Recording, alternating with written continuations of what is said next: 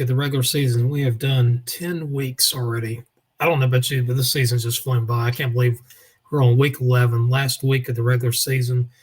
In your area, Dale, there's one team or one school that might be more nervous than others, or have a decent possibility. Maybe they're on the fence of going in, going out. Who would that team be at this point?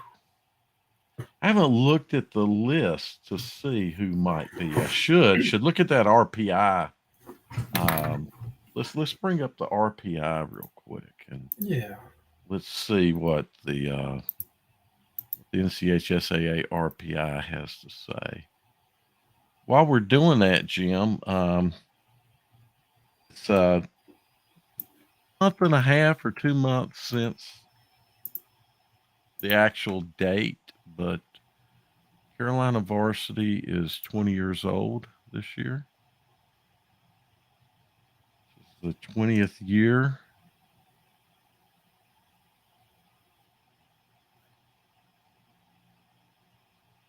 Let's see here. I thought maybe sometime might say something about that. 2022 RPI.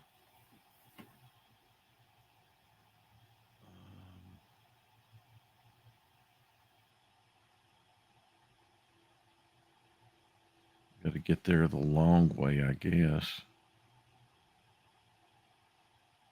Okay, so who is on the fence in my area? Let's start at the 1A West. And I'll share my screen. I've got the RPI up. I'll share my window. Let's see. Share. Microsoft Edge tab, this one right here.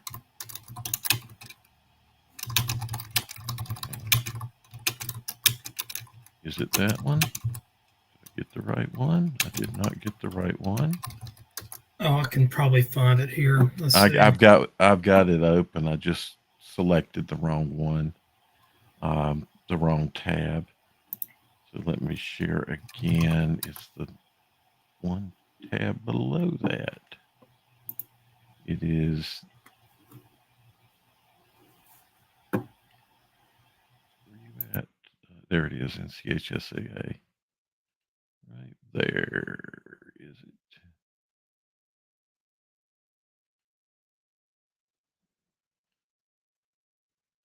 Kind of don't have anybody on yet. Unfortunately, Facebook is having problems with pages creating schedules. So I was not able to create a schedule. So here we go. And it looks like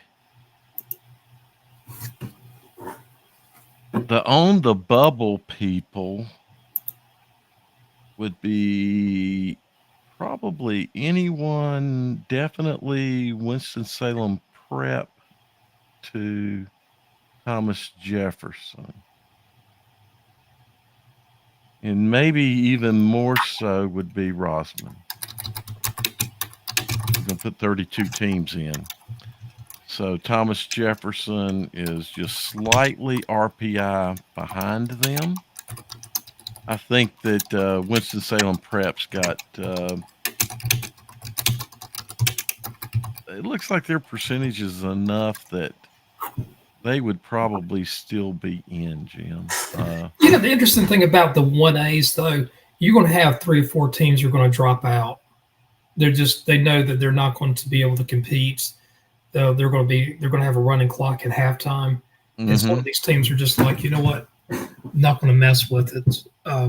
Will there be 4 of them? I don't know, but I imagine a couple of those schools will say, I don't want to. Yeah, I wonder which ones. Just looking at the list, you would probably start somewhere around Cherville. Carver at 1 and 8. Elkin probably would not. I think Elkin would stick in. It's kind of a tradition program there. Winston-Salem Prep, I don't know their thought philosophy. Uh, I And don't think, Thomas Jefferson's got a good football team, or good football historical program. yeah, and Rosman might, they got a head coach I don't think would quit. That's Barry Shuford, so yeah, Barry wouldn't, but he Rosman, I wouldn't. could see that possibly. That their one And, win was against Owen of all schools. and what about Winston-Salem Prep? What do you think? I don't really know much about them. I mean, they're talent driven, like well every school is, but I mean they're more so than ever. It just depends on what kids are going in there in one time. I think their program right now is pretty much down, so I Right. could see them dropping out. I could see the same thing with Carver. Carver used to be a 3A school, now they're a 1A. Right, exactly. Well, let's look at 2A. See if there's anything more uh, potential of a dropout in 2A. It didn't change, did Oh, it? go up a little bit and click on submit, that blue box Oh, I next didn't to click. I thought I clicked it. Here okay. we go. Okay, I thought I clicked it. All right. As we look at RPI, we're looking at away. So now, with the two ways, you're going to have about 54, 55 schools, I believe, in two-way West. Might be Yeah, but 54. they're only Oh, going it's to. only 50. Okay. But So, when you look down at 32, so right here's the break, right. and there's a gap there of almost a full zero point oh 0.01, which is and that's not a huge amount to make up, but that's a pretty decent amount to make Yeah. up. So I don't know if Trinity has a shot to get in or not. Of course, teams may get disqualified. There's other And there might issues be a that there might go be a ahead. team that gets an automatic bids, but there's only a couple of schools in their conference. For example, in the 1A, 2A Western Highlands, there's only two-way teams. Yeah, One is Owen, which is at 48. The other one is Madison, which is trying to find Madison on this list here. I don't even Madison's number 40. So one of those schools, either Madison at 40 or Owen at 48, is guaranteed to be in the playoffs.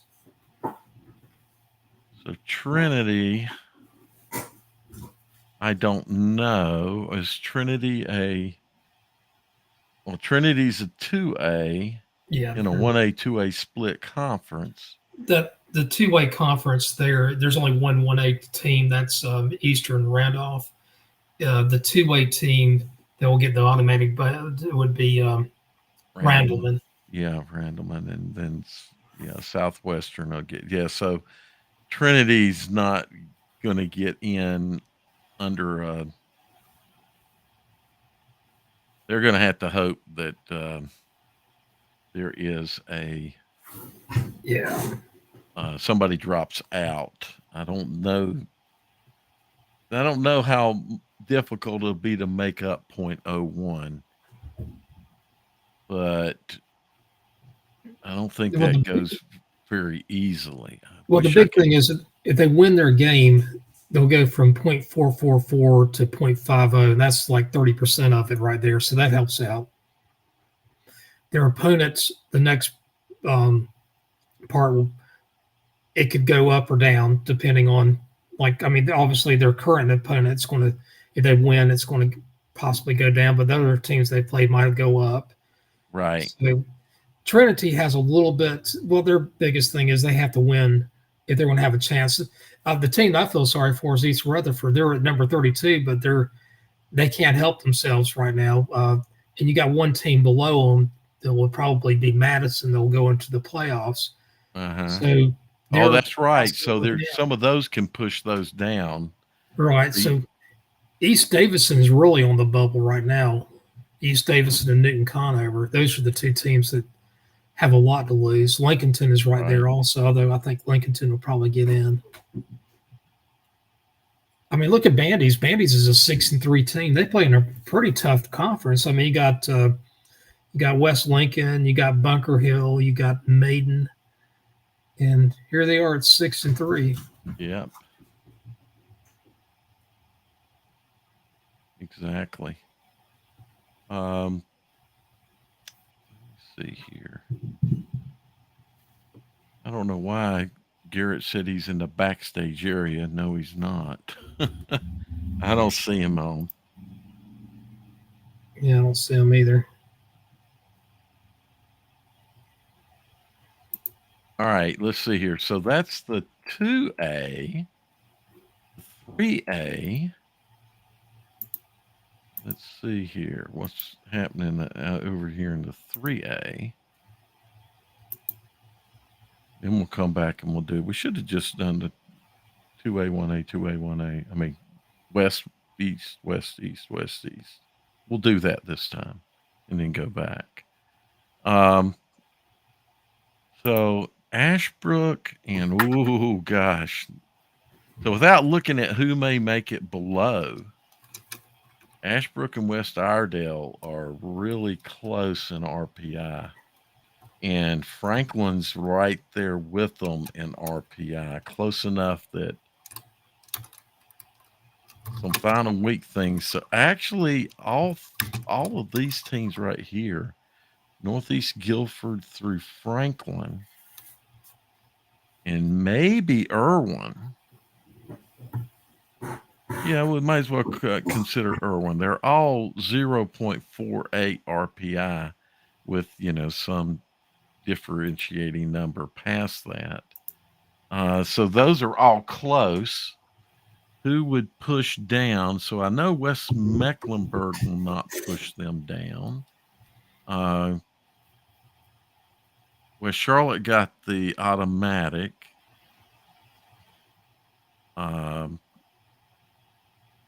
Let's go back down a little bit. So West Charlotte. So you're not going to have to worry about East Rowan, North Buncombe, Ford, St. Stephen's, Montgomery Central. None of those. Oh, Parkwood, Piedmont's. Parkwood, I know Parkwood might be the only 3A school in that conference.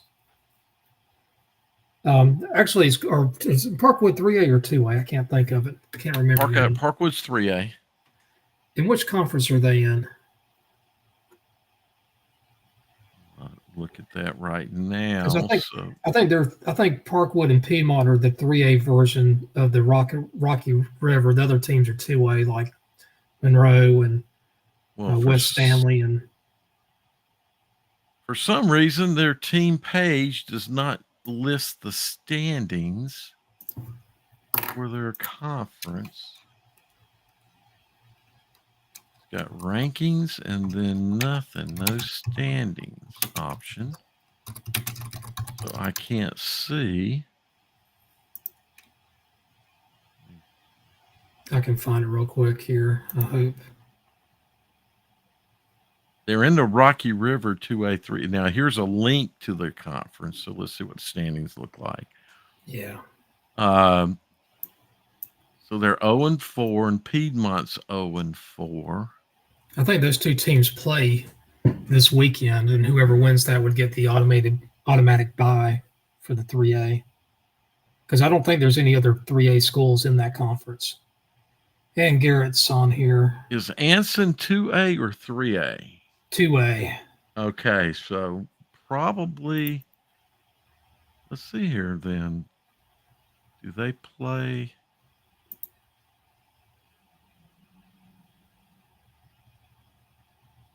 They play Piedmont, and one of them two teams is going to push somebody out. Push one of those in that bubble. Oh, I'm sorry. Out. Can you say that again? I was putting Garrett back on here. Okay. So Parkwood and Piedmont play this Friday night, and it looks like they will push one of those teams that's on the bubble out. I mean, look at Concord. Concord right now, they're going to play A.L. Brown. That's the battle of the bell. There's a good chance Concord to get thrown out because in that conference, Northwest, Cabarrus, and J.M. Robinson are the top two teams. So Concord's at a 0.49.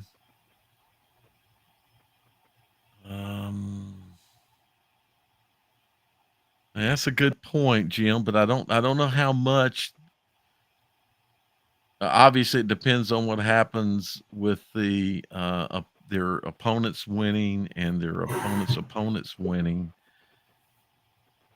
to what happens with their RPI, but they're kind of on the bubble with those other 5 teams, rather.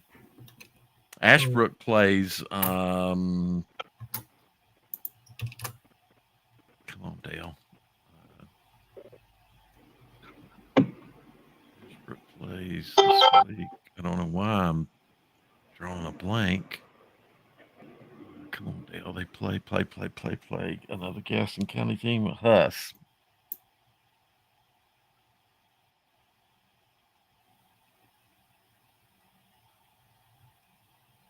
So I don't know. I would I think that might be a Huss win. So that could push Ashbrook out of that bubble. I think it's going to be an interesting thing there to see. I'm looking at that bubble part there. There's not really. I mean, Franklin. Who's Franklin playing again? Franklin. Let's say Franklin can help themselves a lot by winning, but I mean, let's see here. TCR. Mm-mm. Oh, yeah, they're not going to beat. Yeah, they're not going to win that one. No, they won't win that game. Sorry, Franklin. So Franklin will not. I just as a projection, Franklin, no matter what happens, unless a lot of teams drop out, and you don't really see 3A teams drop out. No, you won't see that unless they get a. I mean, of course, with the legislature now, they're not going to throw teams out for fighting anymore. Right. Exactly. Especially if they're not from Anson County. Yeah.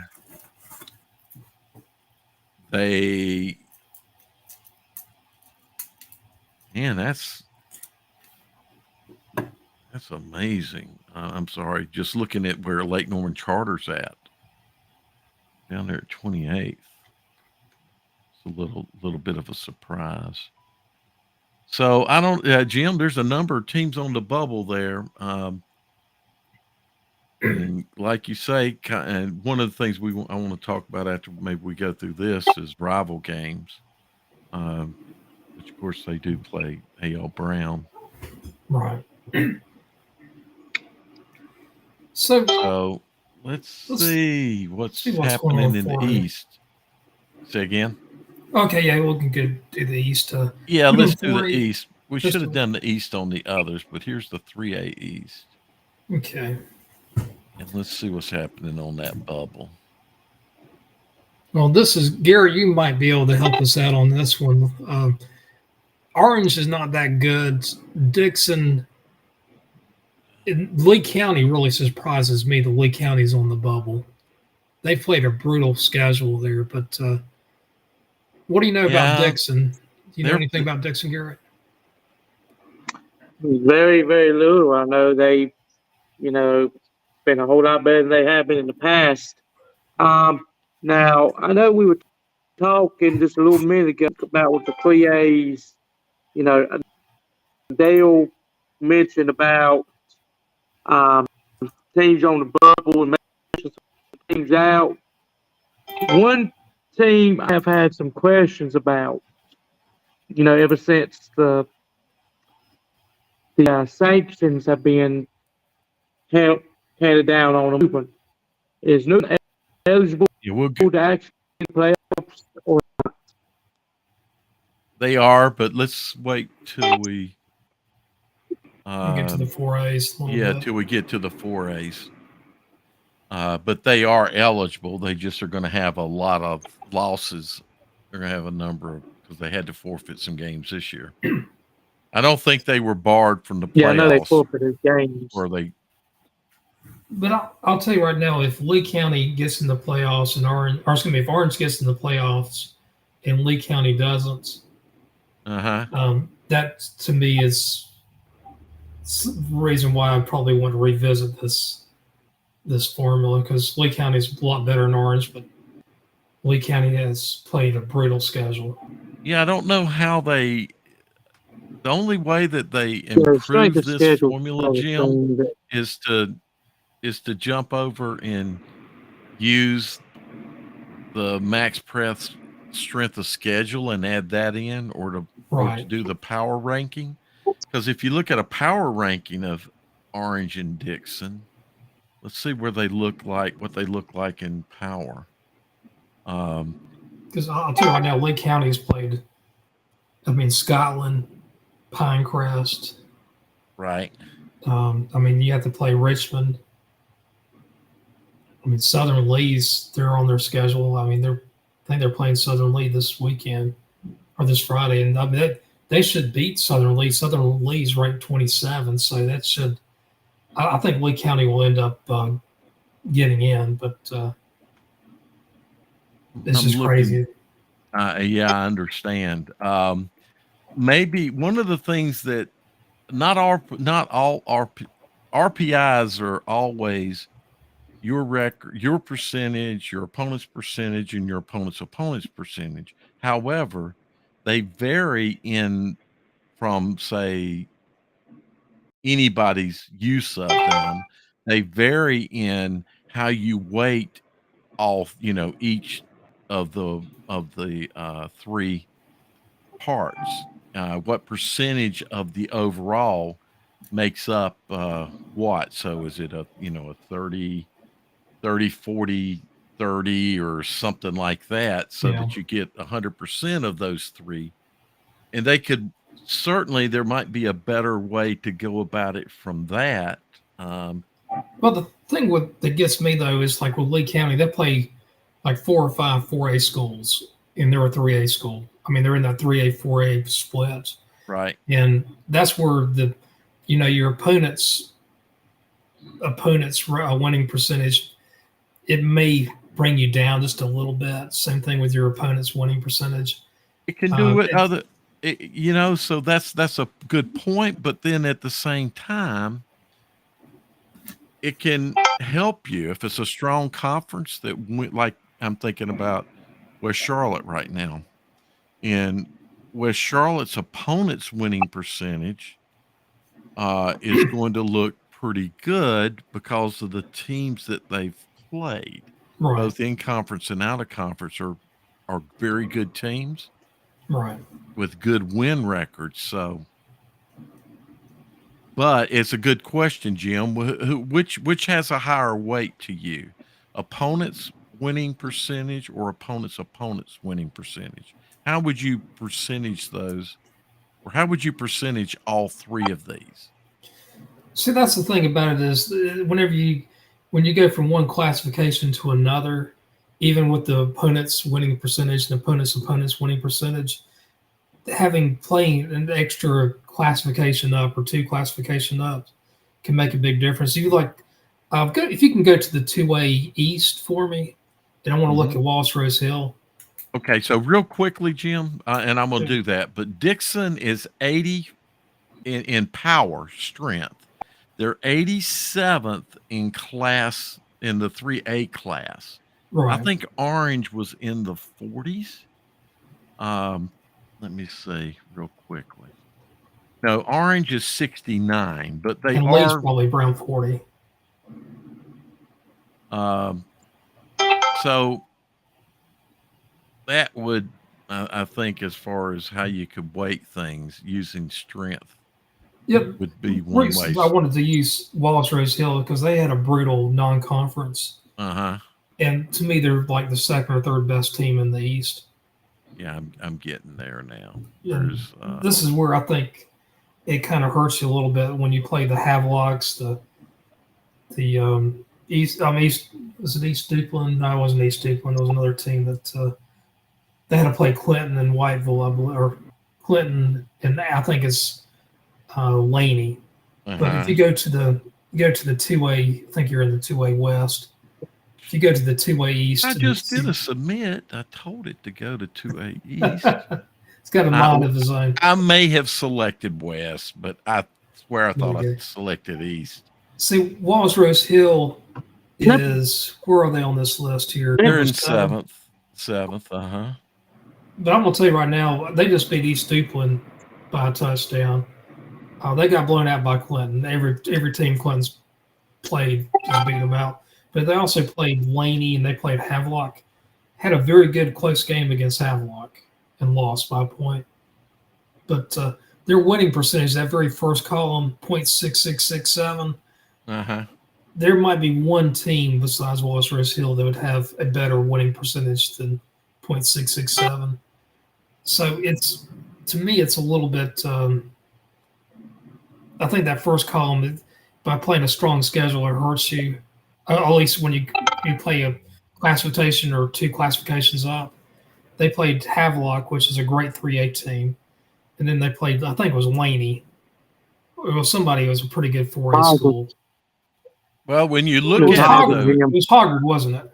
So, Jim, when you look at this, and I'm going down to see, nope, ain't going to be nobody. They have their opponent's winning percentage is the highest in the list here. So they're at .63, and I didn't see anyone. There's only one other team, and that's Nash Central, who's at .60. So they gain because of their opponent's winning percentage. They actually gain points. That's why I ask in the weighting of, and I used to know what the NCHSAA is using. It's on their somewhere on here. It's somewhere on there. It's 30%, 40%, and 30%.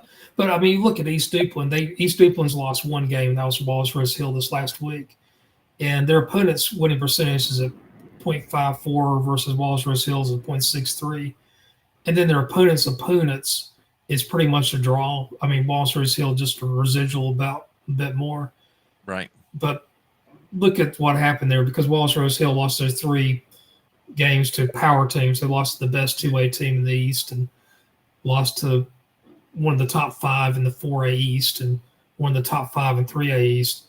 They were ranked at 7. And if they played a couple of chump schools, that winning percentage would go up considerably. I don't know that it would, because their winning percentage, they win 3 games, they would go. Yeah, their winning percentage would go up, but their overall, their opponent's winning percentage would go down. Yeah, that's right. But I mean, with Wallace Rose Hill, they lost 0.33% right there. Isn't the overall winning percentage gets the highest percentage? I think it's only 30%. I think your opponent's winning percentage is 40, and then your opponent's is at 30. Well, that's what I'm saying. So the opponent's winning percentage is a 40, isn't it? Yeah. And the winning and your winning percentage is only a 30. That's correct. So if you play chump teams, while your winning percentage would go up, it's only 30% of the overall, and your overall win percentage would go down, and it's 40% of the overall. Well, let's put it this way: if you go from 0.67 to 1, that would be, and that's 30% of it. Your overall RPI would go up basically 0.1%. And right, then your opponent's winning percentage, let's say it goes from 0.6 to 0.5, it would go down 1% to 40%, which would be 0.04. So that's the reason why I think this winning percentage, it's better to play chump teams a lot of times for this RPI. Yeah, I can't calculate those numbers that quickly. Yeah, it's hard. I'd have to run the numbers, but it's kind of hard to calculate and then see where everybody's going to be in these brackets. But I do know one thing, guys. is that, from my understanding, is that the conference champions, they're going to be weighted higher comes to seeding than, the second place, third place. You could be conference champions. I think you can get the top 7, 8 seeds from my understanding. And then, like the next, yeah. So, like conference Wallace champions are example, seeded first. Yeah. Yeah, conference champions are seeded first, and then after that, you seed based on RPI.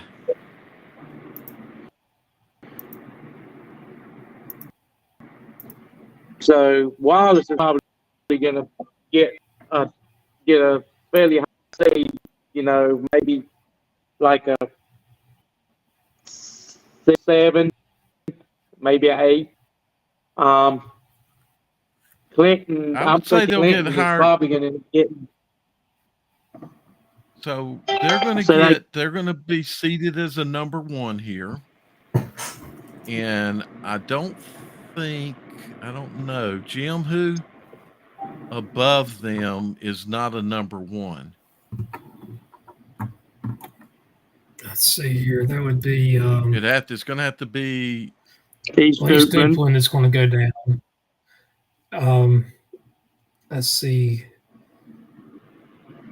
West Craven, would they? Which conference? I'm just thinking it'd be Southwest Edgecombe or West Craven, but I don't know. Yeah. Without looking, and of course I can look. West Craven seems like the most logical, but yeah. Let's see standings. And West Craven's the number 1. They're number 1. No, them and so both West Craven and Southwest Edgecombe are number 1. Right, Hereford's a number 2. I know that. So that means that this week they're playing. I guess, is that right? Yeah. Southwest Edgecombe and West Craven playing this week. So one of those teams are going to. One of those teams are going to fall, and Wallace Rose Hill will move up to probably 6th in seed. So they will move up. Those James Keenan Tigers do. Again? It matters what those James Keenan Tigers are going to do. They might beat those Bulldogs. And let's see here. What's going to happen with... That's going to be a good game. Nash Central. It may not be as good as you think. I'll be honest with you. I think I've heard a few things about it. I've heard James Keenan's kind of they kind of had some issues on as far as because I know against Southwest they had a few issues there with so they. I'm trying to think. It might be a good game. It usually is when they play down at James Keenan, but it's still up in the air. Okay. Yeah. Jim, Nash Central is they're 3rd in conference, but they play in that 2A 3A conference. Exactly. They play in a split conference. They're in the same conference with Southern Nash and Northern Nash and Rocky Mount. All those are 3A schools. That's right. Yeah. So Franklinton, I believe, is that conference. So what I was looking at is they will be a number 1 seed. Yeah, they'll be a number 1 seed. So anyway, I don't know. I don't know, Jim. It's a good point. And I think that personally, I would like to see the actual strength of schedule factored in. Maybe instead of that, if they did strength of schedule, they wouldn't have to do. It wouldn't be an RPI. It would just be. I don't know how you factor that.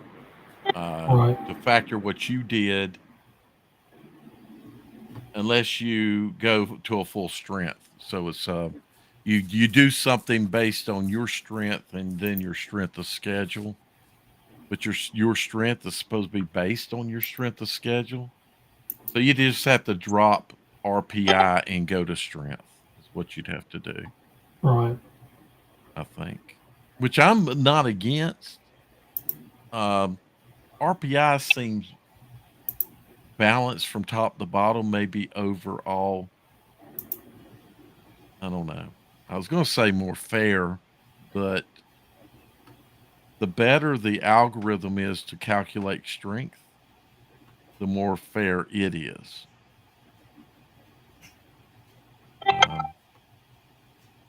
I'm with you. I think that something needs to be done to truly identify how strong the teams are you're playing. Yeah, it's And to me if you have a if you're a 2A team or 1A team and you play a 3A or 4A team, there should be some type of factor in there. Or at least you're playing. well, a strength. If you do a strength rating, Right. then it gets factored in because the way the Yeah. formula is supposed to work is it takes all the scores across the entire state Right. and does that it does that granular of analysis. Thus it'll factor in that, hey, that 3A team you're playing has this power rating, um, and losing to a higher power rated program can be better than beating a lower, depending on how low they are. They'd have to be real low, but in the end, it's not as bad to lose to a higher power rated program than an RPI probably factors out. One thing I wanted to do, if let's do a quick experiment on something here. Dale, let's look right now. That you're in the 2A East. Go to the, if you don't mind, go to the Uh-huh. 2A West for us. Sure. And whatever the number 10 team is in the 2A West, Number I want us to 10 look team at in it. the 2A West. Okay. Yeah, to the submit. And so 2A So West, before I get 10 down team. there, not going to be Shelby. No, Burns. Burns is going to be higher, but it's going to be somewhere around East that. Surrey. East Surrey. Okay. Okay.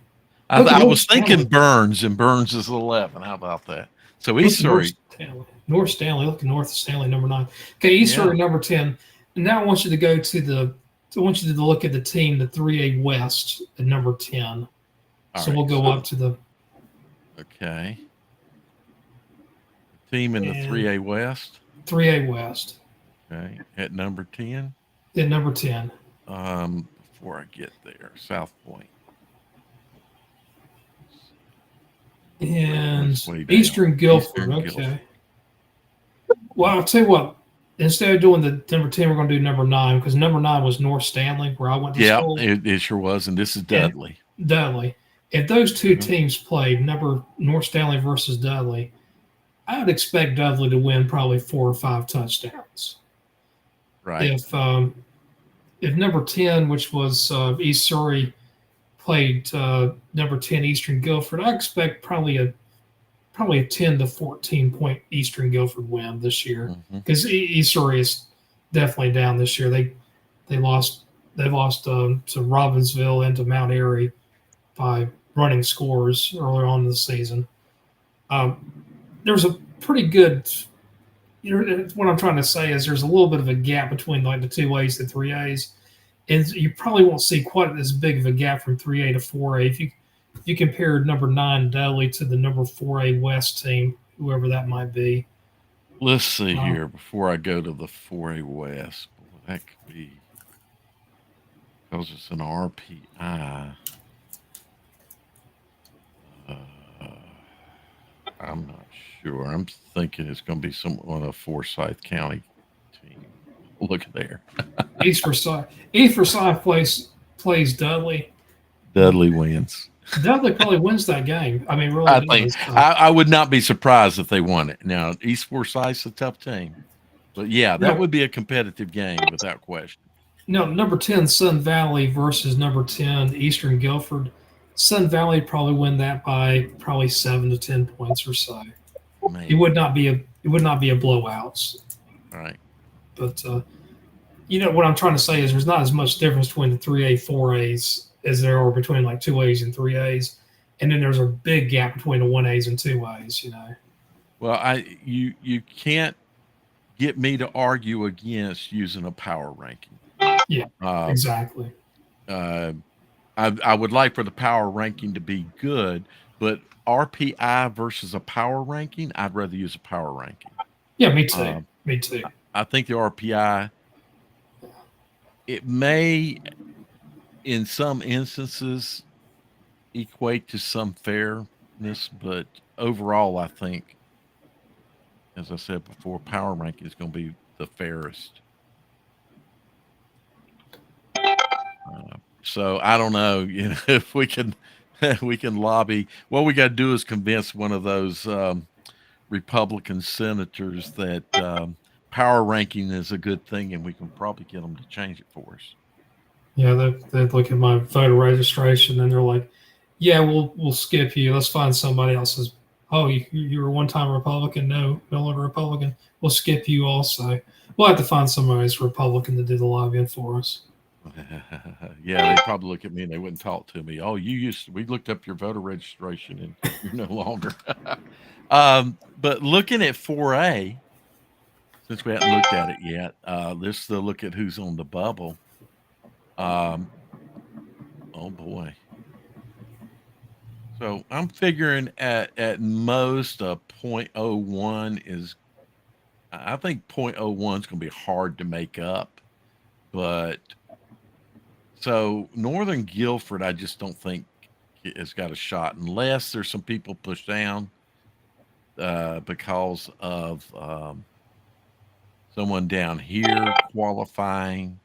I think Northern Guilford and Page might play this weekend. Page Yeah, is but 27th. look how far off they are, though.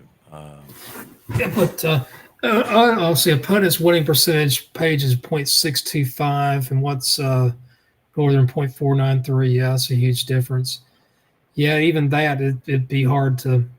Yeah, Page could beat them really good and might not even dent it. That's the reason why that RPI part's just kind of bothersome to me. I'm not. I can't like I said. I can't argue that. I do believe. Again, They anybody got listening. Charlotte Catholic at 24. Is that right? Yeah, and look at their. For some reason, their opponent's winning percentage sucks. Look at that. They're playing 45. that. They don't play in the Independence. strongest 4A Look at conference. Independence. Oh my gosh. They're at 39. Oh my goodness. I mean, who's all in their conference though? I mean, Butler's can't be Well, that strong either. um, I mean, I know Butler's up there, but well, Butler Butler's played 0.54. Weddington, which helps, but Butler's got a much better one. But look, And Weddington's OWP. That is off the Weddington's, charts. yeah. Weddington has played a very overall a pretty tough schedule. That might be the toughest schedule. No. I don't want to. I can't use the word toughest because that doesn't equate to toughness. It's close, but not. But their opponents' winning percentage is the highest in 4A. Hickory Ridge has got a high one, but not as high as Weddington. And look at even Weddington's opponents is above 500. Well, So look at the 3A West. I know AC Reynolds has got to have a very high opponent's winning percentage I would just agree because of with that. non-conference. Yeah, I would agree with that without looking at it. Because they played a brutal schedule. See here, they are 0.65 which in 4A, I mean in the 3A West, that's huge. That's the highest of the top 10. 6.5. There's only one. There's a 7.0 by Smoky Mountain. And then there's another 6.5 with No, no, no. That's a 6'2". Scratch that. There's no other 6'5". Anything above. Oh, there's a 6'6" Ashboro. So only. Well, here's some more. St. Stephen's and Ford. So yeah, and I would have expected that to be a high win percentage. Power ranking. Let's see where they fall. Power rating. They're 53rd in North Carolina. They are 15th in 3A. So I don't know. Power ranking hurts them. If you use power, they would fall in this list.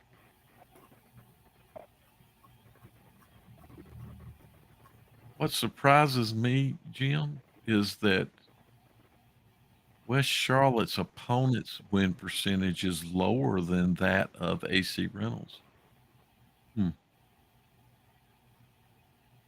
Because West Charlotte's played Monroe, Chambers, and Huff, and Independence. I mean, they played teams that have won a lot of games. Of course, they've had to play Harding and West Charlotte, Hopewell. That doesn't help. The problem with their conference is it's very, very tough at the top half, and it's very weak at the bottom half. It's not a linear increase in strength, and you got a donut hole in the middle. Exactly. Yeah. So, Dale, what you want to look at? Maybe we could look at games that, maybe the top 10 games around the state that we probably would like to go to. Yeah. First thing, Jim, before we do that, what do you think about? I wanted to talk just a moment about rival games, and because this is rival week, and that'll obviously some of these games that we're going to look at are going to end up being big rival games as well. I know there's some of those taking place. Let me get switched over to my Max Preps page. So what rival games? Who do you think? And really, what spurred me on this was that someone in our Talking Press background, I'm not going to mention who it was, he brought up that A.L. Brown and Concord's the biggest rival in the state. And I'm like, the way that I look at these things, I kind of, one, rivalries and the bigness of them is relative. And it's relative to who's playing. And rival games like Scotland and Richmond, Tuscola and Pisgah, there's other big rival games, don't you think? Oh yeah, big time. I mean, Tech Page and Grimsley is a huge one over the years. That's in Greensboro. You go through like in the Mecklenburg area. I'm trying to think. Independence, Butler was huge. Well, Butler and Independence, Jim, has got to have the largest crowd of any single rival game ever. It was over 20,000. Right. When you look at, it's recent because Porter Ridge is not an old school, but when Porter Ridge was opened, immediately Sun Valley and Porter Ridge became a gigantic rival because that was a split of Indian Trail. I mean, AC Reynolds and Asheville, that was a pretty big one. The problem with the Concord A.L. Brown right now, and I understand, to me it is a big big rivalry. Is the biggest in the state. I don't know if you can call that at this point. Probably the most historic game in the state. I'll give it that. But I don't know EL if Browns I might would argue that point. really. See, Yeah, right but now though, EL Brown's a 4A school, Concord's a 3A school, mhm. and to have a really good rivalry, you got to be in the same classification and might be able to play each other again. And that's kind of where right now it doesn't meet the smell test. Well, I'm talking about the historic part, and Yeah, what I mean by that is, or because of that, it seems gigantic to you and I because we grew up near it, right. and a lot of our life has been near, because you growing up over in Yeah, Stanley County. Yeah, Stanley County, and me here in Mecklenburg County, and that game taking place in Cabarrus County. I wasn't close to Crest, Kings Mountain. I wasn't close to Scotland, Richmond. You just heard about it, but right. once I've attended those games, It's huge. I mean, they're they're much more huge games, and so then they've always been right. huge. So I do believe it's a relative situation as It, well. it, it kind of is with Richmond. That high school wasn't created until '72, and that's one reason why L. Brown Concord. You got an extra 20 years on that, You got some and more history, yeah. and then from the first 25 years, Scotland High School was created in '66, I believe. That was where Laurinburg High School and Laurel Hill and a couple other little small schools to consolidate and make Scotland. Mm-hmm. And basically from '66 to 2000, Scotland was a fair to Midland school, to be honest with you. And they late '90s they really took off. They became a really good program. And the last 25 years, I think you can make an argument that Scotland Richmond was the biggest rivalry in the states. It's definitely the top three. The Skull and Pisgah, they have the same 2A, 3A thing going on. I Mm-hmm. think both of them are 3A now, but for a while, I forgot which school it was. I think Pisgah might have been 2A for a brief period of time. You have that issue. Gosh, I mean, Wallace Rose Hill, James Keenan, that's a huge one Right. right there. Well, when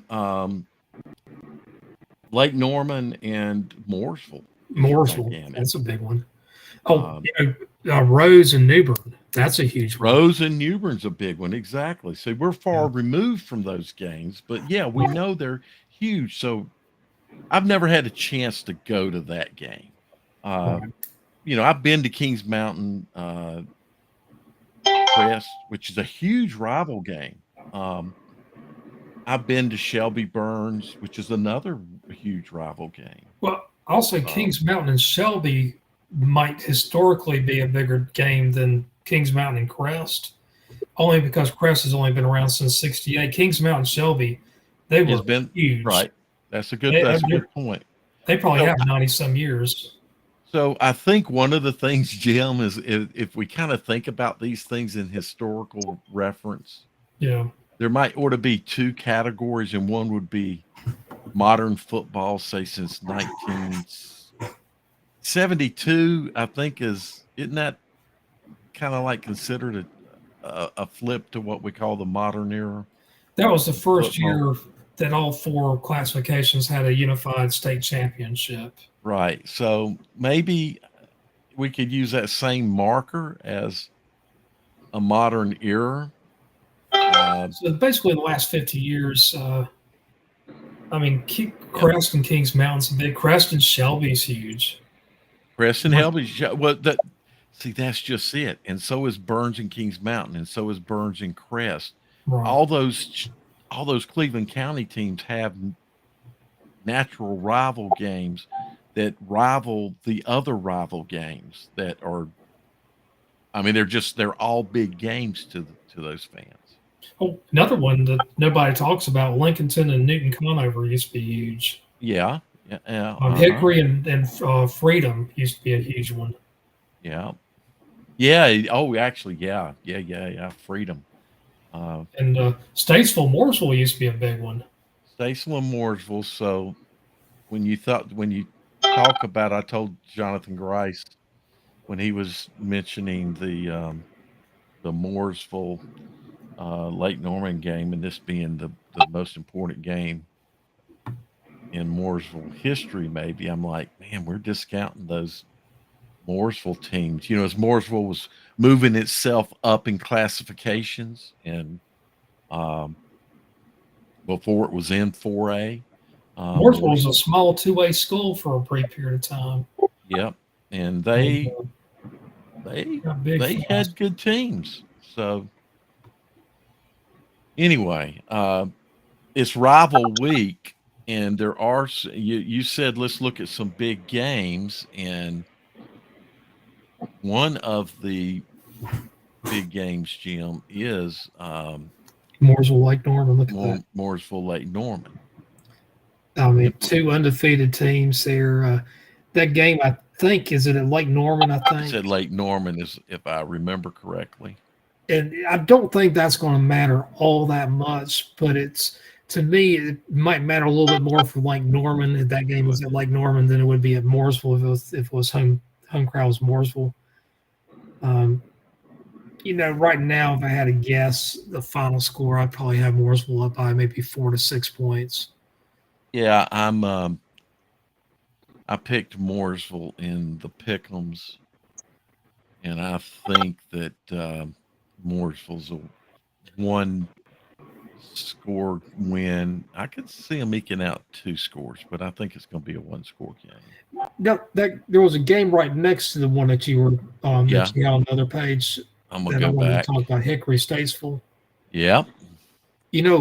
We haven't talked about Statesville this whole entire year. Yeah, we have a little bit, Jim, because the very first game of the season, I picked Statesville to beat Lake Norman, and they disappointed me. They barely lost, but I mention them every once in a while because they disappointed me. They let me down. Other than that, no, we haven't really talked about them much.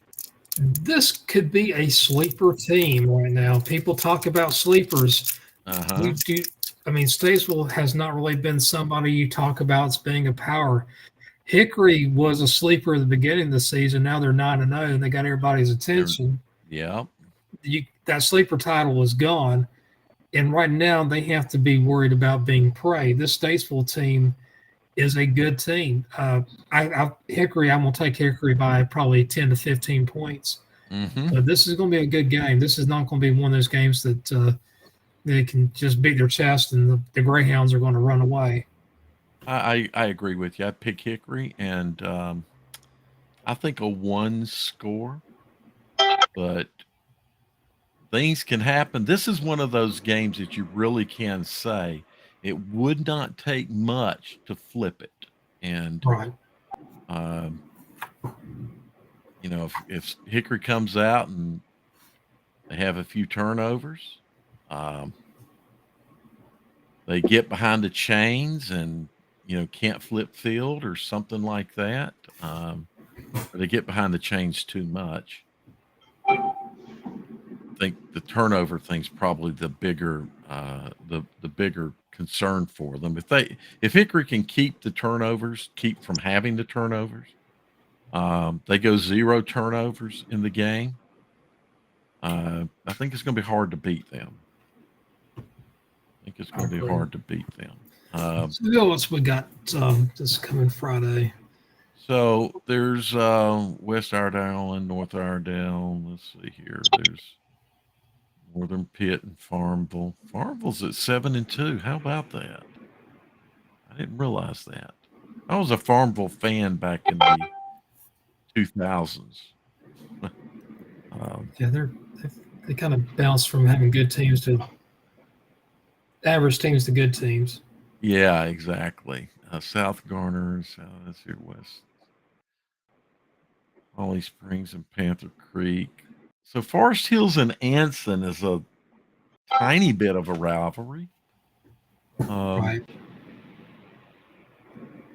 Now they may tell me it's more of a rivalry than a tiny bit, but let's Well, the schools, historically, Anson's been a 3A or 4A school, and now they're 2A. Yeah, that's the Yeah. biggest difference is Anson had always been a higher classification. Right. Um, But they and used to play every year in non-conference, so it's right. talking about a historic game. Broughton Sanderson, that's a historic game. Concord A.L. Brown, we've already talked about, Right. Uh-huh. So and we I wouldn't did be the surprised if Concord wins that game. uh, yeah, I wouldn't be surprised either. I don't think there's any distinct power over one or the other. A.L. Brown probably has just the slightest of edges, but I don't think it's one of those games that they need to either team can really say they're dominant. I wonder who Garrett would pick between A.L. Brown and Concord. Give us a team, Garrett. A.L. Brown or Concord? Who's winning Friday night?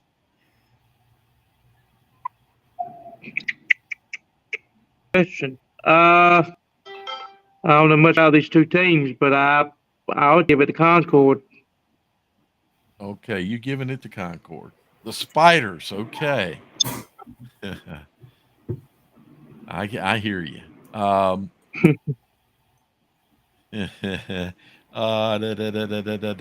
got Northside and Pamlico. Very Olympic. That would be an ugly game. And it's not a rival game either. So, Low Athens Drive's going to be an ugly game. Apex Green Hope's going to be an ugly game. Apex has got a good team.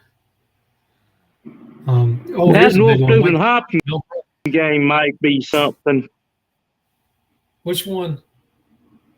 North Dublin Hopkins. That might be a pretty decent one, cause Hopton's been able to put points on the board, but North Dublin's one of the schools I found out they like to kind of slow things down a little bit. So clock management is probably going to be that's going to probably be your key to that game. I think that's going to be an interesting game right there, North Dublin Hopton. And both teams are only lost one game in the conference, even though the conference is like 4 or 5 teams anyway. But it's kind of whoever wins is going to be co-champions in that conference. Well, and I shouldn't have scrolled by the game to the right of that one, Garrett, and that's Porter Ridge and Sun Valley, because that's for rival week. We did already kind of mention it. That's going to be a pretty good right there. Porter Ridge and Sun Valley, yeah. I used to call it, Garrett, the battle of cookout, because kids. One of the things a lot of the kids like to do if they have a cookout around is they go to cookouts after the game. And so there's a cookout in Indian Trail. It sits between Porter Ridge and Sun Valley. But there's also a Walmart nearby, so I added in the battle of Battle Walmart. Yeah, of Indian Trail. Another rivalry game. Holmes and Hertford might be a pretty good one too. Historic game, Millbrook and and Wake Forest. Both those teams have been around for right. Yeah, they have. Millbrook's been around 100 years. Wake Forest started out at Wake Forest High School, then they consolidated to make it Wake Forest Rollsville. Then they had a big breakup and Rollsville went away, so it's just Wake Forest now. But I've seen both those teams play. I think that's going to be. I could see that game going in overtime. Oh, really? Okay. Yeah. Well, that's you guys heard it here. If you're in that area, yeah, I think game, overtime game, maybe. Hey, overtime. And Hereford and Holmes. Yeah, that's Hereford should win that game. You, Garrett, James Keenan, Wallace Rose Hill. Who do you take in that game? Well, we ain't gotten that far down, Jim. But I'm gonna give it to Wallace. I'm gonna give it to Wallace. Wallace has, you know, they've been bruised and battered, playing that tough non-conference schedule of Clinton and Havelock and Harvard, but they picked up steam right when it counted, and I got to give it to Wallace, even though when they play each other down at James Keenan, it's not been a very over what's what I want to use. It's not been a blowout at James Keenan than it has kind of historically been at Wallace. Gotcha. So that game may kind of go both ways. As a matter of fact, I'm in for a year. Jim, you were at that game on the sidelines that year that James Keenan Wallace played. Wallace had that. They had that real good team, and it was a team that went to the state championship that year, and I think it's the same team that won it. Yeah, that great defense. And James Keenan, it was the second game of the season. James Keenan just jumped right on top of them and never let go. And and then they played each other again in the state regional finals down at Wallace that same year. And Wallace mopped up your floor with that same team. And it just like a whole different. It's like when you play at James Keenan, when Wallace plays at James Keenan and plays at Wallace in this rivalry, it's like a 90-day difference. Both teams are. It's like I don't know what it is. Like James Keenan plays better at James Keenan than they do at Wallace, and that's just the way that seems like it's been here lately, especially historically lately. That you want to talk about historical teams. That's a historical rivalry there too, James Wallace. That's Right. they'd already How about back, even So I'm past not the gonna- 60s. That's dated back to about the 30s or 40s. Yeah, I'm not going to say this Back is when going to the be a North great Star game, and Wallace. but we got Harding and West Meck as an old, long rival. Yeah, that's an old one. Yeah, The one I was going to say down in Wilmington, the Battle of Wilmington between New Hanover and Hoggard.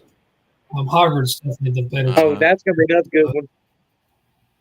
Those two teams have been, some years is New Hanover is the better team, other years is Hoggard. Right. Let's see here. ACR is playing McDowell.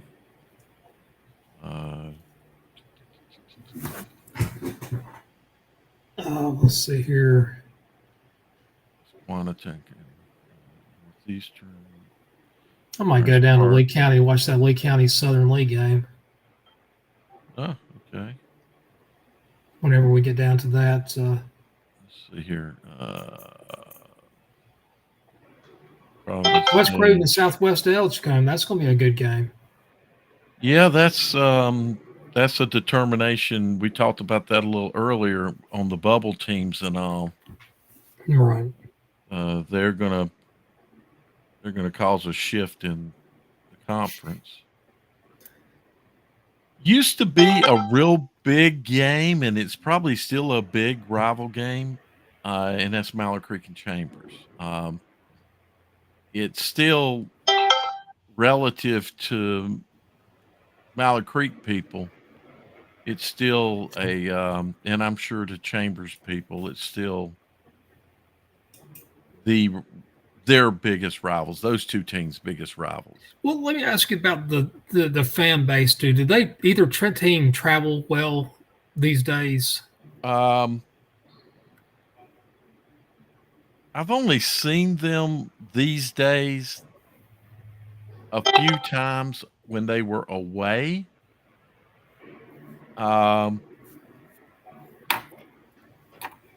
And I would say not as well as they did as they used to do.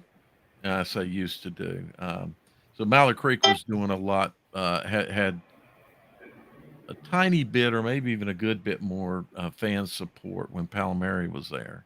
Right. Battle Creek had more national exposure those times too. And then Chambers is they always, both of these teams always have great home field turnouts.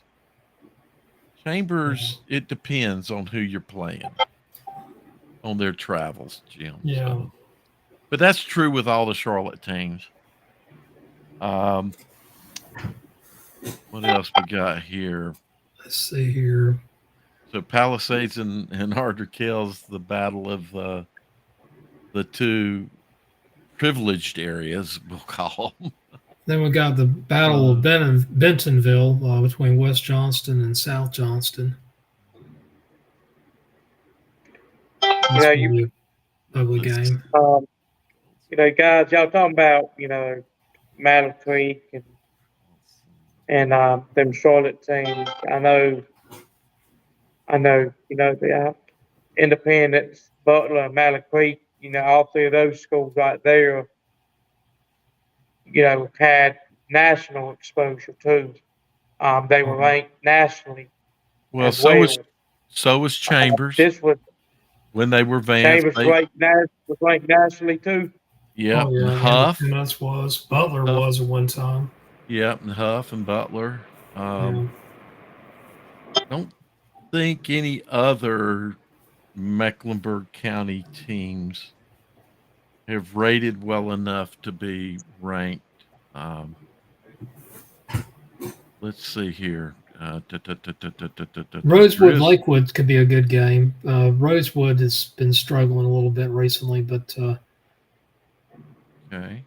Let's see here. Laysville Road, Cardinal Gibbons. Let's see how good Cardinal Gibbons is this year. That is a good chance for them to show if they're going to be worthy of a top 5 team in the East. Well, they are currently they're 14th in overall in Leesville Road is 23rd, and that overall being in class, not in the state. Cardinal Gibbons has gotten real strong here lately compared to what they used to be. Oh, last 5-6 years are the last teams in the state. Yeah, exactly. Last almost decade. Last 10 years, a little under 10 years, 5 to 7 years, they've been notable, very notable. Let's look at the common opponents there. They got. I think they won the state championship a year or two ago, didn't they? Or they?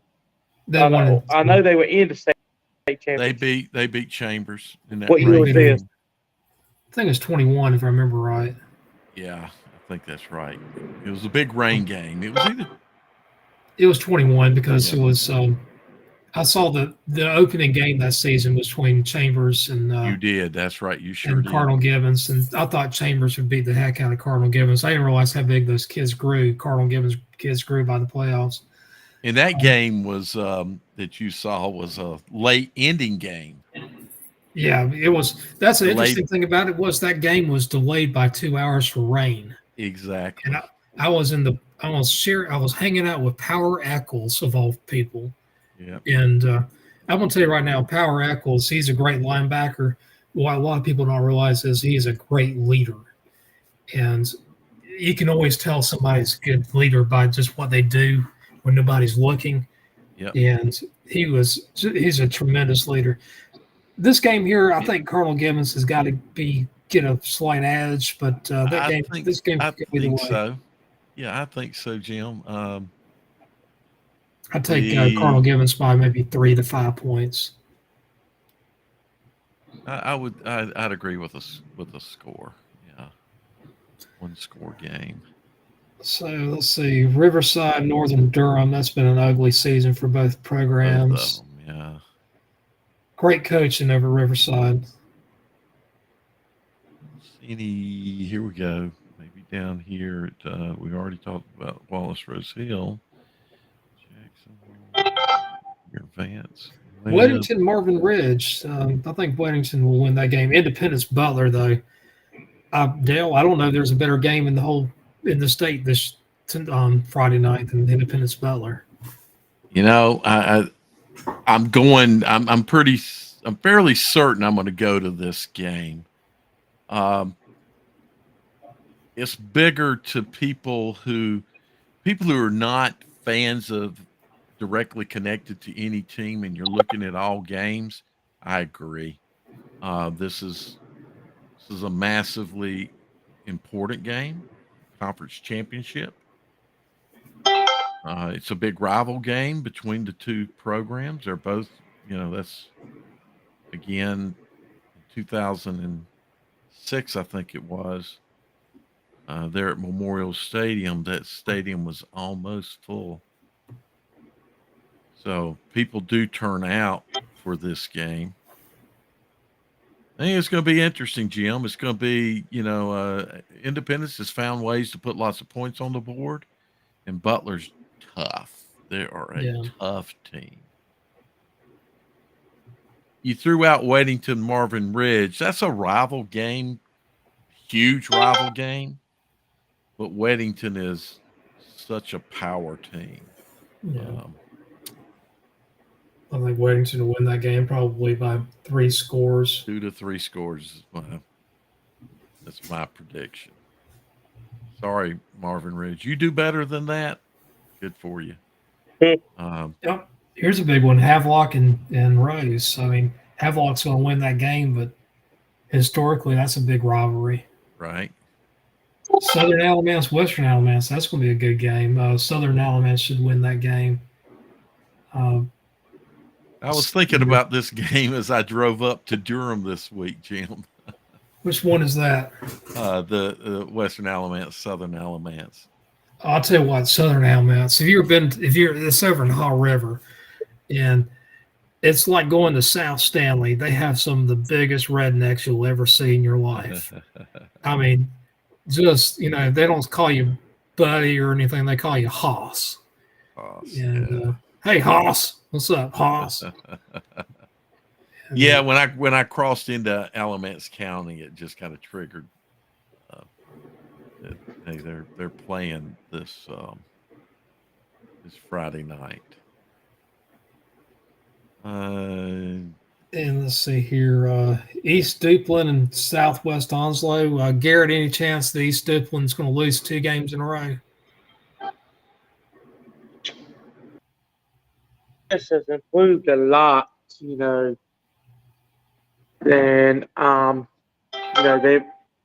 they riding high after beating James Kingdom. But East Duplin kind of that Wallace game gave them a sour taste in their mouth too. That's the first time that East Duplin has lost. Actually, the first time they lost, I think, since last year. But I want to say, it's kind of I just kind of give a nod to East Duplin on that one. Southwest, we can give them a game, but I just kind of see Southwest running out of steam. Probably about the fourth quarter. Yeah, I'm gonna pick. They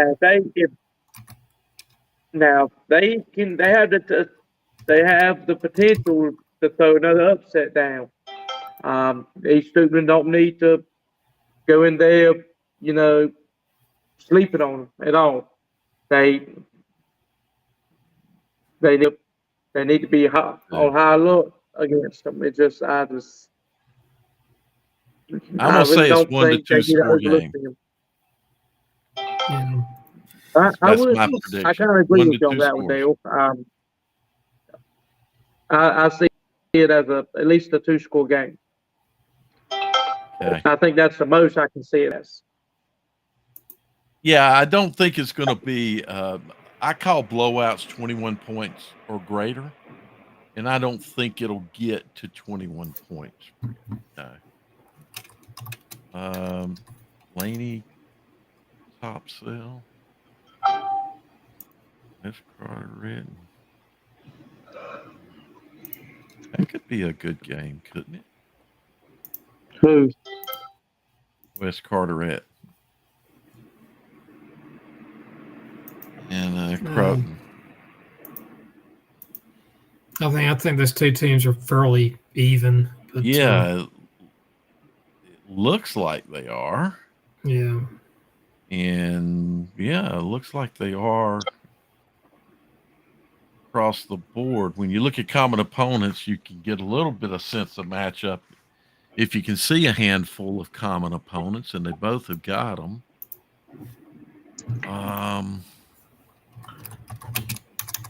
Something I'm looking at right now, and it's I see it, but I want to know where they actually are, because at one point in time they kind of broke off into independence, and that is that Spring Creek Bedfield game. It ain't a rivalry. It ain't gonna be nothing but a. But I'm sorry you are here, game. But I still just want to look at just kind of look at it kind of briefly and just see which I just want to see what they where Yeah, I they didn't. Okay, let me. or I didn't. I saw I opened up a other window instead of clicking the link to show the page, so just so people can see if anybody's looking. Of course, you can go on Max Preps and see this, but you can see common opponents. They both lost. They both beat and lost to the same opponents, and scores are relatively the same, with the exception of Swansboro. I don't know. What I see is that there's a big difference in points allowed and points for. So anyway, that looks like there's a potential of being a decent game.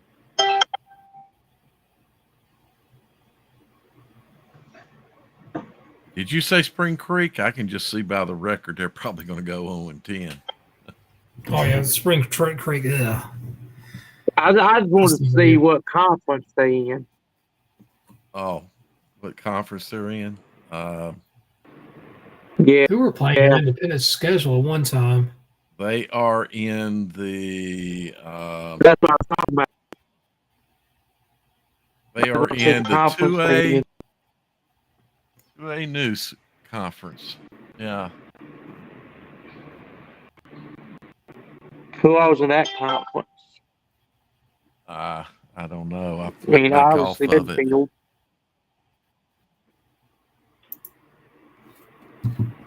Let's see here.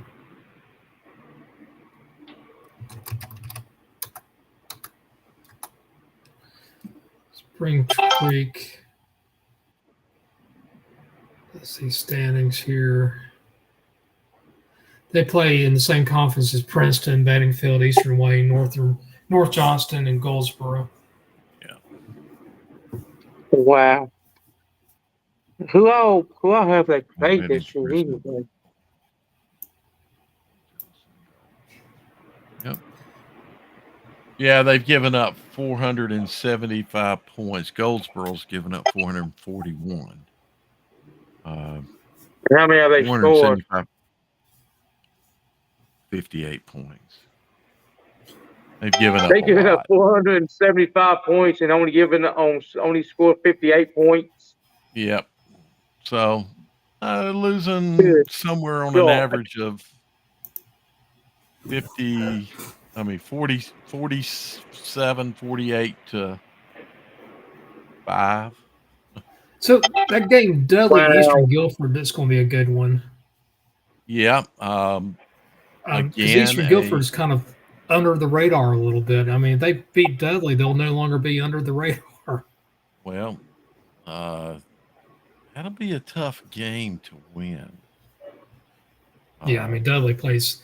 They have a great offense, but also have a nasty defense now. Right. I think they can make a game of it, but it's one of those games. It's the way I see the game is that it's one that you don't want to get out of hand early, Right. because it can get ugly. You're gonna want to. You're gonna have to do your best to match Eastern Guilford. You're gonna have to do your best to match Dudley. Try to be control the in the ball. game within a score of at the end of the third quarter, and that's a possibility. But it's one of those games I could see Dudley being up by 3 scores in the third quarter. Yeah, I was going to say that's probably 3 to 4 scores that end the game. Yeah, Would not be surprised at all. would not be surprised either. So let's go on down a little bit more on the Yeah, schedule. See what we got here. That winner between Madison and Owen. That's the participation trophy game. Madison Owens had and a Owen tough are year, only 2 teams in that conference. They're 2A, right? and Owen has lost every conference. They've lost 5 games against 1A competition, but if they beat Madison, they get to go to the playoffs. So, it is what it is. It is what it is, exactly. You think Jordan Hillside will be a good game? I think Jordan will win by a couple scores. Hillside struggled this year. They've had some distractions, to state the least. It's a good rival game, but I don't know it's going to be a great game, and that's Cherville and Bessemer City. Those 2 teams used to play twice every year. I don't know if they still do that or not. I don't think so, but let's look and see. Just see. I don't think they've played this year, but we'll see. Ooh. Nope. And let's go down a little bit. North Davison, they've kind of their coach is leaving after this season. Or actually, I think he's already left. Ledford, nobody talks about them. They got a good team this year. Yeah. Montgomery Central, I saw them earlier on the season. I thought, this is going to be. They had a lot of numbers, really good participation, and then the bottom fell out. The trainer of Montgomery Central left, and it caused a rift among the families within that program. And I'm a big Chris Metzger fan. I like him a lot. That's too bad to hear. Elkin and Starmount. That used to be a pretty big game, didn't it? Oh yes, that was a huge game. Yeah. Because Starmount is in the kind of the northwestern or northeastern part of Yadkin County, and Elkin is part of it's in Elkin or in Wilkes County, part of it's in Surrey County, but it's also right next to Wilkes County. Right.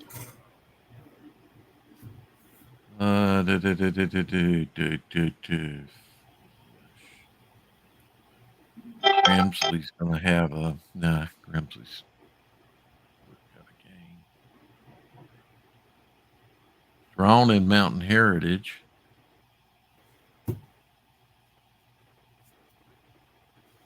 Yeah, that's going to be a good game. I think. I think Mountain Heritage has a better defense, but I think Drawn has a little bit more offensive power. I'm going with Drawn in a very close game though. Okay. Right under it. Well, not right under it, but 2 games down is that Crest Kings Mountain game, and that's huge. You know what? Everybody's telling you how great Crest is. This Kings Mountain team has been one thing. They've been consistently good every game. Mm-hmm. Crest, their offense has been incredible. I don't think you can say the same thing about their defense, though. Yeah, as you look at the first stat with the two, we all know that Crest has had a great offensive year. Kings Mountain's offensive year has not been bad, but look at their defensive. You know, points allowed are 71. So I was saying the other night that the big thing about this game is going to be that Kings Mountain defense and that Crest offense. And of course, you can flip around, but that's the 2 strengths of the teams. And then the lesser weaknesses, if you look at it, would be the Crest defense and the Kings Mountain offense. The winner of that battle there might be the winner of the game. In other words, can Kings Mountain's going to have to put up points to match Crest. I do believe they'll hold them. I think they'll hold them down below their average, but not by much. And the question is, can Kings Mountain up their average? I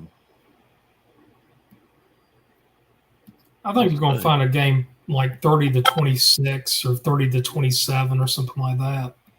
And I think if it's more than that, if it's a high-scoring game, it goes in the Crest advantage. If it's a low-scoring game, Kings Mountain might have something to say with their defense. But yeah, I'd agree with that. I think the higher the scoring of the game gets, that tends to favor Crest more. Right. They're accustomed to scoring and scoring big. So that'll be a good game, though, Jim. This is a tempting game for me to go to be honest with you. It's a very, very tempting game because it's got fantastic atmosphere. But so will Independence and Butler have fantastic atmosphere. Right. Anybody in Cleveland County, of course, there's other good games over in Cleveland County. Pisgah North Henderson.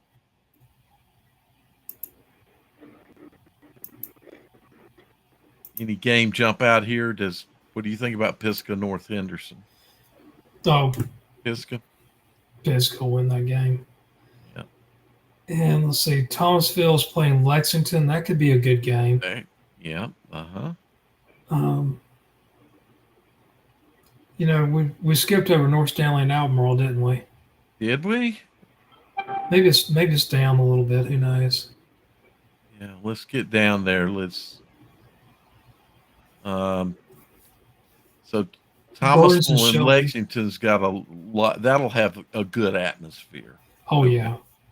So Albemarle, North Stanley's there we go underneath it. Yeah. Beginning of the season, I thought Albemarle. This was going to be the season that Albemarle beats North Stanley. This game still could be a really good one.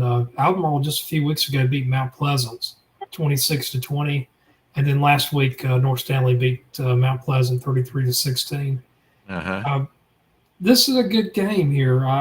North Stanley's favored, but I would not be shocked if Albemarle wins their first game in the series since 2014. Oh, wow. North Stanley's won the last 8 games. Actually, 9 on paper because Albemarle had a 14. If this were in the pick'ems, I would have picked North Stanley. Yeah. But I don't think it'll be I wouldn't in any means think it's going to be a North Stanley 2-score win or more. So yeah, I could see. I would be mildly surprised if I will say Albemarle. right now it's going to be between a 6 to 12 point North Stanley win. It's going to be a close one. Yeah, so that's where I would put it. Yeah, Yeah. but again, it's one of those kind of games that doesn't take much to flip it. No. Andrews and Hayesville. You know what? Those two teams, Hayesville, they almost beat Robbinsville this last week. Robbinsville was very lucky to beat Hayesville, and Andrews, they keep winning. I mean, they're 4-5. Right. They play a brutal conference. I don't think Robinson Mount Pleasant's going to be a good. No, Jay and Robinson will beat the heck out of Mount Pleasant. Right. So East Lincoln, North Lincoln could be a good one. That could be. That Richmond, game to Scotland. that game to the left of it. Big rival game, but I have to pick Scotland here. But Yeah. Richmond has been. Let me look and see here. Richmond is. They're playing better as the season's They're playing progressed. better. Exactly. So they're still giving up more than they've scored. But they're closing that gap.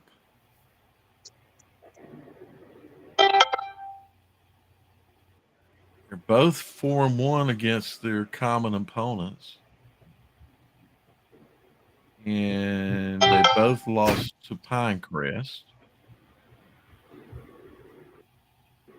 If you look at some of these head-to-head stuff, you're going to think this might be a game. Yeah. And it is a rival game. I want to tell you right now, Richmond County, they do not take losing lightly at all. And no, they don't. If Richmond wins, there'll be an upset. And don't be surprised if there is an upset. I'm picking Scotland, but this game could go in overtime. It could be an extra point missed or a block punt or something like that that settles this game.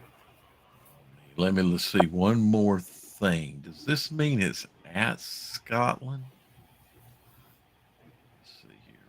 It is at Scotland. Boy, rival games they add another element to the mix, and of course that element gets applied to both teams. But if somebody gets a little momentum, has that play that can get some momentum, and then doesn't allow a big play afterwards, doesn't have a mistake, or a turnover, etc. Those are the moving factors in a game like this. I pick Scotland, but I would not be shocked, let's say, if Richmond won that game, was able to pull out a win. I'd bet my lunch money, but I wouldn't bet my dinner money. How's that? There you go. Your drinking money. The drinking money. Look at that game. See that game? This game here, Burns and Shelby. That's a big game. Look at Jordan Matthews and Graham. Battle of 1 and 8s. Battle of 1 and 8s. That's gonna be like two mangy dogs fighting over a bone. Yeah, and right now I couldn't pick I'd have a hard time picking. I just briefly know a bit about them. You know what? Those are two really good programs too. Both of them. Graham's won a state championship as recent as the '90s, and back in the '80s and '90s and '70s, Jordan Matthews dominated the Central Tar Heel Conference. They both have trouble scoring, and Jordan Matthews has scored a little more and given up a little less. So it'll be a battle there. Oh, here's another one coming. Southeast Alamance. That's going to be a good game. First year Southeast Alamance has play varsity football and look at them. Yep. That'll be a battle. I'm picking Cummings to win that game, but I'm gonna tell you right now, next year Southeast Alamance, don't be surprised, and they're talking the two ways in the 2A East. West Lincoln's playing Lincolnton, and That's gonna be a close one. West Lincoln's in 8-1. Yeah. Having a really good season again. They had a great season last year. Kind of a short run in the playoffs, but this is going to be a good game right here, I think. Yeah, I think so too. Obviously, for the fans, it's going to be a good game, but I think it's going to be a highly competitive game. Yeah, That's going to be a one-score game either way. But you know what? If you look at West Lincoln's schedule this year, they haven't had a really strong team that they've won in their whole schedule. North Lincoln is probably their best victory. Right. But after that, I mean, Bandy's, Maiden, very average. Bunker Hill, they lost. Newton Conover, average. East Burke is average. I mean, I'm looking at their schedule. I see one quality win in it. Yeah, so let's look and see how it looks at. So the way this strength works out is that West Lincoln is 12th in class and Lincolnton's 23rd. 8-1 team, 12th. You know, that's semi-reflective of, as you put it, any trademark wins. At 8-1, you could be easily top 10 with a few good, competitor wins. I think that's going to be a good game. Yeah, I think West Lincoln's going to win the game, but I've had some people give me slack about not having West Lincoln in the Elite Eights, and I'm like, okay, tell me the one team in the 1A West that you would take out of the Elite Eights. I mean, you can make an argument for Randleman, but I mean, besides that, I wouldn't pick West Lincoln over Shelby or Burns at this point, or even Bunker Hills because they lost to them. And then speaking of Randleman, they have a big game. Oh, this right here, this is a 1A, 2A conference. Yep. Eastern Randolph is the 1A team in that conference going against Randleman. I'll be honest with you, this game is about as close as it comes. Look at their common opponents, which will be a lot of conference opponents. They're both 5-0. And relatively, you balance it all out, that's real close, man. I mean, there's a few differences in some of the common, but overall, that's going to be a relatively close game. I agree. Yeah, it's going to be a tight. I'd probably take. Who you take? I mean, what kind of score do you think that game would be? My guess would be he who gets in the 20s wins. I think that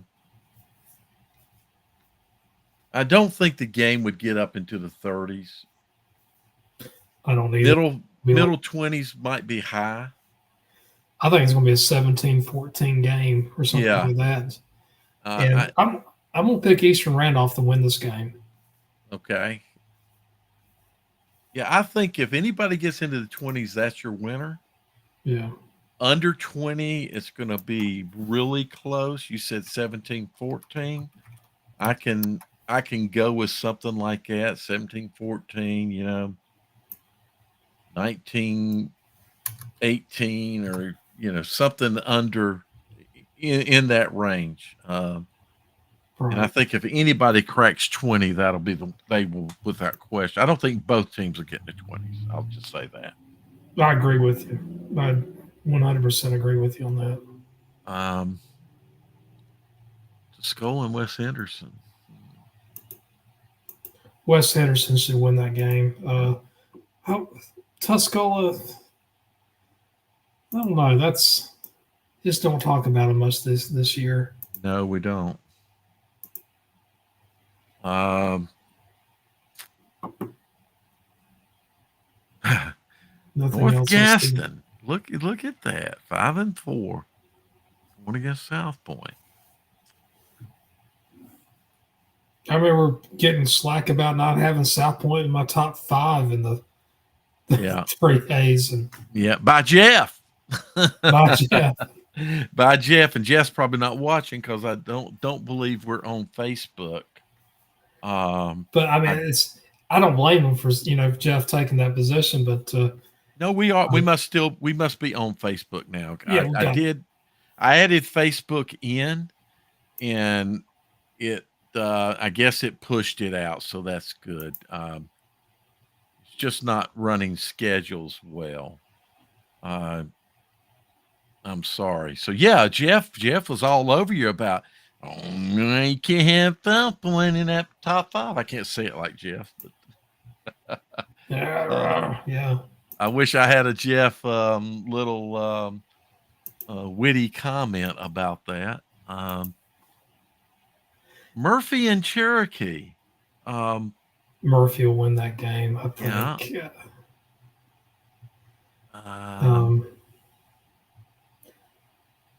Let's go on down a little bit. Yeah, I'm getting my mouse there to scroll there we down. Go. Swain County, Robbinsville. That's the one I wanted to talk about. Swain County could win this game. I'm going to take. I mean, I'm almost tempted to take Swain County. Where's this game being played? Is it in Bryson City or is it? Yeah, I'm gonna check that now because. So it is a home game for Robbinsville. So Robbinsville. It's hard to beat some Robbinsville with Oaks. So I'll take Robbinsville in this game, but I'm gonna tell you right now, Swain County can beat Robbinsville. Do not be surprised if that happens. No, I will not be, and I think a 1-score game, whoever were to win, my pick and a pick 'em would be Robbinsville, but. Check the one team that Robbinsville lost to. All right, so here's our common opponent. Oh, the one team that they lost to. I'm sorry. Yeah. I was looking at common opponents, but they lost to Raven Gap. And people, I'm going to tell you something. I saw Raven Gap play last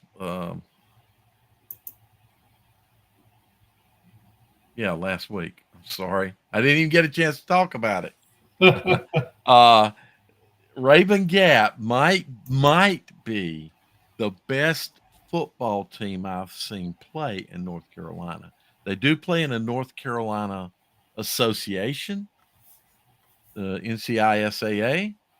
Thus, if I were to say they're a North Carolina-based team, it's hard to justify this based on how much I saw Independence play through its 7, wins, and the West Charlotte teams of the 90s, the Butler teams, the Mallard Creek teams. But Independence, I think either 2001 and 2004 is your best team. Yeah. And Raven Gap may be better, Jim. Raven Gap is certainly the most physical team I've seen play. So we're talking about Little Robinsonville. Playing Raven Gap they lost by 36 points. Trust me, Raven Gap would beat. I think Raven Gap would beat any team in North Carolina. They beat Providence Day. There's a story about Robbinsville and Robertsonville. Robertsonville is in Martin County. That's where the old South Creek High School is. If you look at the 2 zip codes between Robertsonville and Robbinsville, Robertsonville is 1,000 miles away from each other. So I don't know. It's hard to there Uh-huh. was like a transpose of two numbers, and that would be the same thing. It's like Oh, one's a really? 28735, the other one's 27835. It's something very similar to that. That's wild. And they actually back in the day, back when the state championship games were actually at the home at one of the schools. Uh-huh. Robbinsville had to go to like Manio, and when they went by the Robertsonville High School Right. back then when there was Robertsonville High School, and there was a big sign that says "Best of luck, Robbinsville." So pretty cool. Well, I just gotta say, Robbinsville playing Raven Gap, believe me, to a even losing by 36 points, that says a lot about them because that is a one massive team. So still a good game. I think this is going to be a good game. I think it's a one-score game. Robbinsville is my pick as well, Jim. So Robbinsville's zip code is 28771. Let me find what Robertsonville is. I bet it's 27871. Yeah, it's 27871. So that's pretty crazy. Just the so similar names and everything. The zip Right. code, that's just a flick. All right, so But let's go back. how about this game? North Rowan and Salisbury. That's a good one. Salisbury will win that game, but just because they have too much offense for North Rowan, but I'm still not sold on Salisbury. I know. I know. I think it's going to be a competitive game. Looks like common opponent wise, they mostly did the same. Yeah, they're a huge 1A, 2A conference. Yeah. But it's hard to pick against Salisbury right now. Yeah, Salisbury should win that game. Yeah. And they should. I mean, North Rowan's 1A and Right. Salisbury's 2A. I mean, and it could be, when I say it could be a competitive game, it still could at the end of the day be a 14-point win by Salisbury. Right.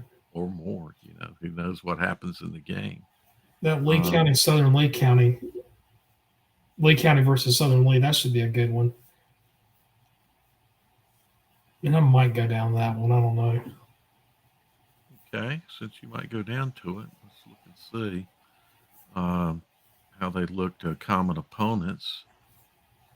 See, that's an hour drive for me. Right. I just don't like driving that late at night. I understand, Jim. I understand.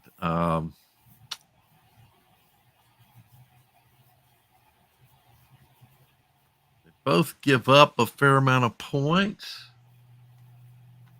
But overall, they're real close to each other in what they've scored and what they've given up on the season. And they look common opponent wise to be fairly close, fairly competitive. It'd be a good game. Should be a good one. Atmosphere. Atmosphere is going to be great. So that's going to be a good one. Right. That's a rivalry game. There was one. I was so I won't talk much about it, but Ashe County and Watauga. That's I suspect Watauga will win the game, but that's a little bit of a rival game. Yeah, it's Ashe County. It's not that far from Boone, that's for sure. Yeah, I think that's these rival games that get out, like we were talking earlier, they're kind of out of our range, and if you've never attended them, I never understood how big Richmond in Scotland was until I attended a Richmond Scotland game. And then all of a sudden it's like, wow, you can see that, yeah, it's just as big to those people as Concord and A.L. Brown is. As big as the, Shelby Crest and Crest, Kings Mountain, and let's just go around to other games that I've seen. I always make that comment. It's always relative because your game and your rival is obviously the biggest in your mind, and it should be. Right. Um, and if it's not out there, watchers, you're not loyal to your team. Um, uh, Avery and Mitchell can sometimes be a big game. I Not this think. year. Mitchell will win Uh, that game easily. yeah, I'm not saying it will be, but I'm just thinking about historically. Oh, Um, historically, yeah. I mean, gosh, Avery, Mitchell used to be very average, and Avery used to be pretty good 1A. And Trinity Southwestern Randolph, yeah, I was just that thinking has that. a possibility of being a decent game. Page versus Southeast Guilford. I tell you what, a few years ago, I saw Southeast Guilford, and they were among the best in the 3As. Now look at them. Exactly. Yeah. Um, some Or programs 4As. do that little bit of cycling. Let's go to the left though. Let's go to this Cleveland Clayton game. Big Uh, game. you know, Scott Chadwick out at Clayton has is doing a very good job. Um, this is a big game. Is the game at Clayton or Cleveland? Wish they would say that here. But I have to go back to the schedule. It's a home game for Clayton. I've been to one Clayton. I've been to one game at Clayton. You know, that game, that might be a good one to go to. It'll be a little closer for you, I Yeah, think, isn't it? it's about 54 minutes, but I have Oh, to go okay. through Raleigh to get to it. I thought it would be about a 45-minute or so, but Yeah, okay. Clayton's over in Johnston. Right, yeah, you got to go. Got to get through Durham and Wake County. Got to get through, get around Raleigh. I know. Yeah, Um, that's going to be a good one. I'll take Cleveland in a very close game. That Cleveland's just got what it's they I don't look know. like common opponents wise.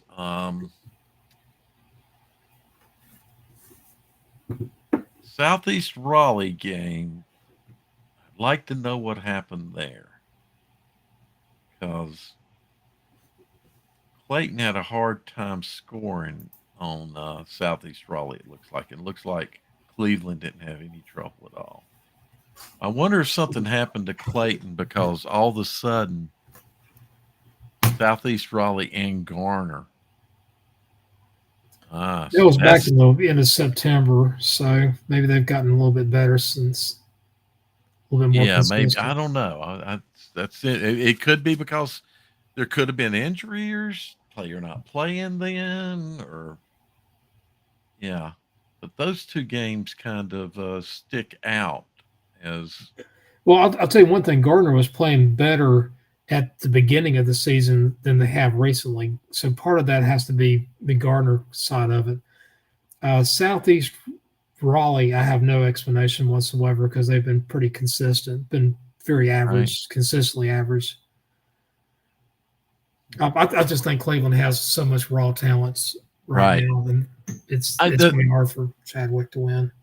while the Garner game is there was a decent difference in score. I don't think that's as big a standout as the Southeast Raleigh is. One thing I'll say about Gardner, they were a very physical team and Uh huh. in a very chippy situation. They're not dirty. There's not a dirty Right. school, but there are some teams that are more physical, more chippy than others. They'll play mind games with you.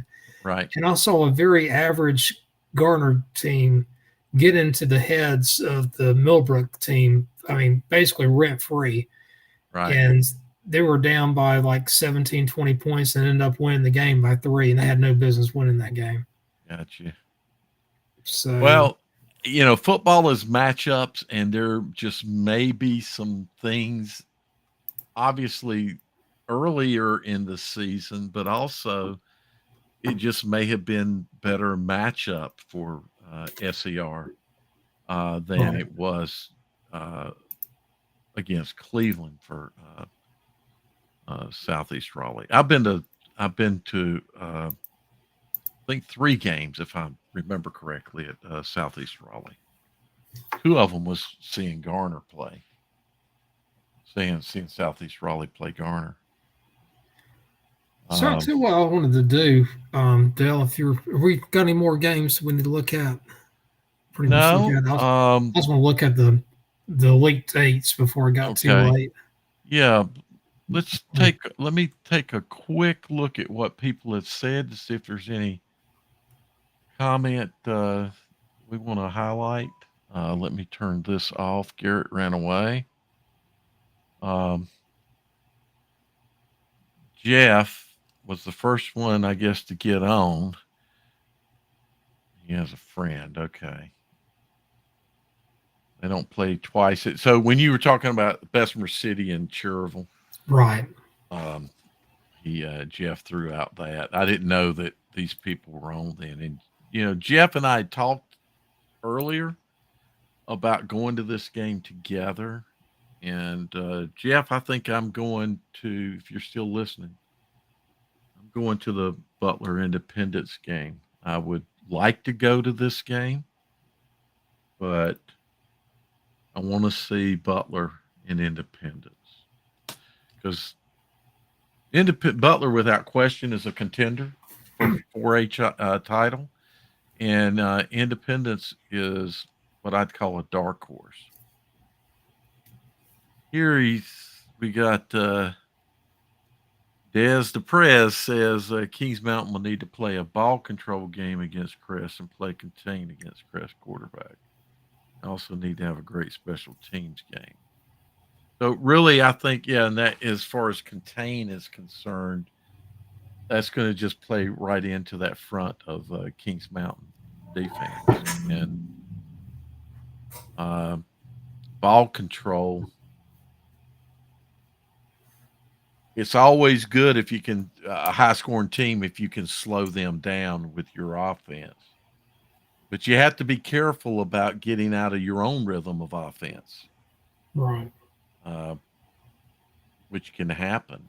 So I just think you play your game and you don't alter how you play, how you've been playing things, or you don't alter how you would play the team. Because obviously coaches will scheme differently against different teams.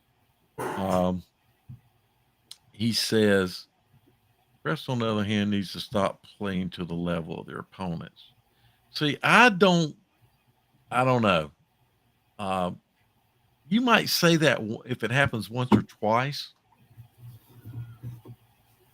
but maybe Crest is what they are, and it's not playing to the level of their opponents. It's just that this is what they are. They can score a lot of points, but they give up a lot of points. No. So I don't know that playing to the level of opponents is when a team is playing well over and over and over, and then they get an opponent that they really should be dominant to, and it's one of those trap situations, and then they play down a little bit. Carrie, thank you for joining us. Yeah, Carrie. I should have tried that sooner and just turned it on, but we need talking with support, they told me to do different things. We need to get Carrie on the show. Yeah, I agree. Did we go over Hickory Statesville? We sure did. Yeah. Just to recap, I think we both think it's going to be a great game. Well, I do. I think it is. I think this is nobody's really. I mean, we were talking about it earlier on here. Just that Statesville was a team that we really haven't talked much about this year. I mean, it was very. I know Dale picked Statesville to beat Lake Norman earlier on in the season, and then Lake Norman won that game. And it disappointed me so much. I kind of bring it up every once in a while. Yeah, exactly. But I mean, this is a game here that Hickory's got to play their A game on that. I mean, if Hickory plays their game, Statesville plays their game, Hickory should win that game. But I mean, there's all kinds of factors. This is the last game of the season. Hickory, I don't think they're going to be by any stretch of the imagination playing fat or anything, but Right. it's hard to tell a 15, 16-year-old kid that you got to take every game seriously. The Statesville's 7-2. I mean, great team. So Statesville's a good team. There's no lack of emotion between the two programs, or should not be. right. History says that's a competitor's rival type game. I don't know if I should fairly call it a rival, but they are to a certain level. So I don't believe you're going to get a trap situation for anything. It's hard to think that you would treat Statesville as a trap game. That you would think you don't have to put your full effort in to beat them, because I think you do. So I think it's going to be a really good ball game. Really good. So, Jim, you got your Elite Eights up. Yep. So let's start with the 1A East. We'll make it really short. That first number team there, Tarboro, that's all you need to know. Tarboro will see whoever wins the 1A. I hate being arrogant like that. I mean, we got 32 teams are going to be playing in the East, but Tarboro has them covered. I back you up. Thank you. I appreciate it. Now, 1A West, no team can really say that. I think Mount Airy is the moderate favorite. I think there is some separation between Mount Airy and Robbinsville. I think Robbinsville, Eastern, Randolph, Drawn, Swain, Mountain Heritage, they're all kind of lumped together between 2 and 6. Then Star Mountain, North Rowan, you got Mitchell, you got, Mountain Island Charter. You could probably make a message out for Thomasville. I mean, there's several really good programs in the 1A West. So, Jim, I'm just going to add to that statement. The West is going to be a battle each week almost in the playoffs. Maybe starting in round 2, there'll be battle after battle after battle in the West. So it's going to be a little brutal to get through. I agree with Mount Airy being at the top.